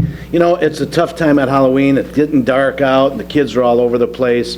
There's a lot of good programs, trunk or treat programs, at a lot of local churches, a lot of villages are running them now. So, you know, if you encourage families with young kids, they get more candy than they can possibly eat in a month of Sundays. It's a great event for them to go to, and they're all over. Just about every village have something going on like that. It's a great way rather than them roaming around the streets on Halloween night. So if you can encourage families to do that, I appreciate it. Thank you. Thank you. I'll just say that I am especially moved in the month of October for breast cancer. I'm the daughter of a woman who died at 47 from breast cancer. I am also a person who has had 2 lumpectomies for breast cancer and still here. So it is especially meaningful to me.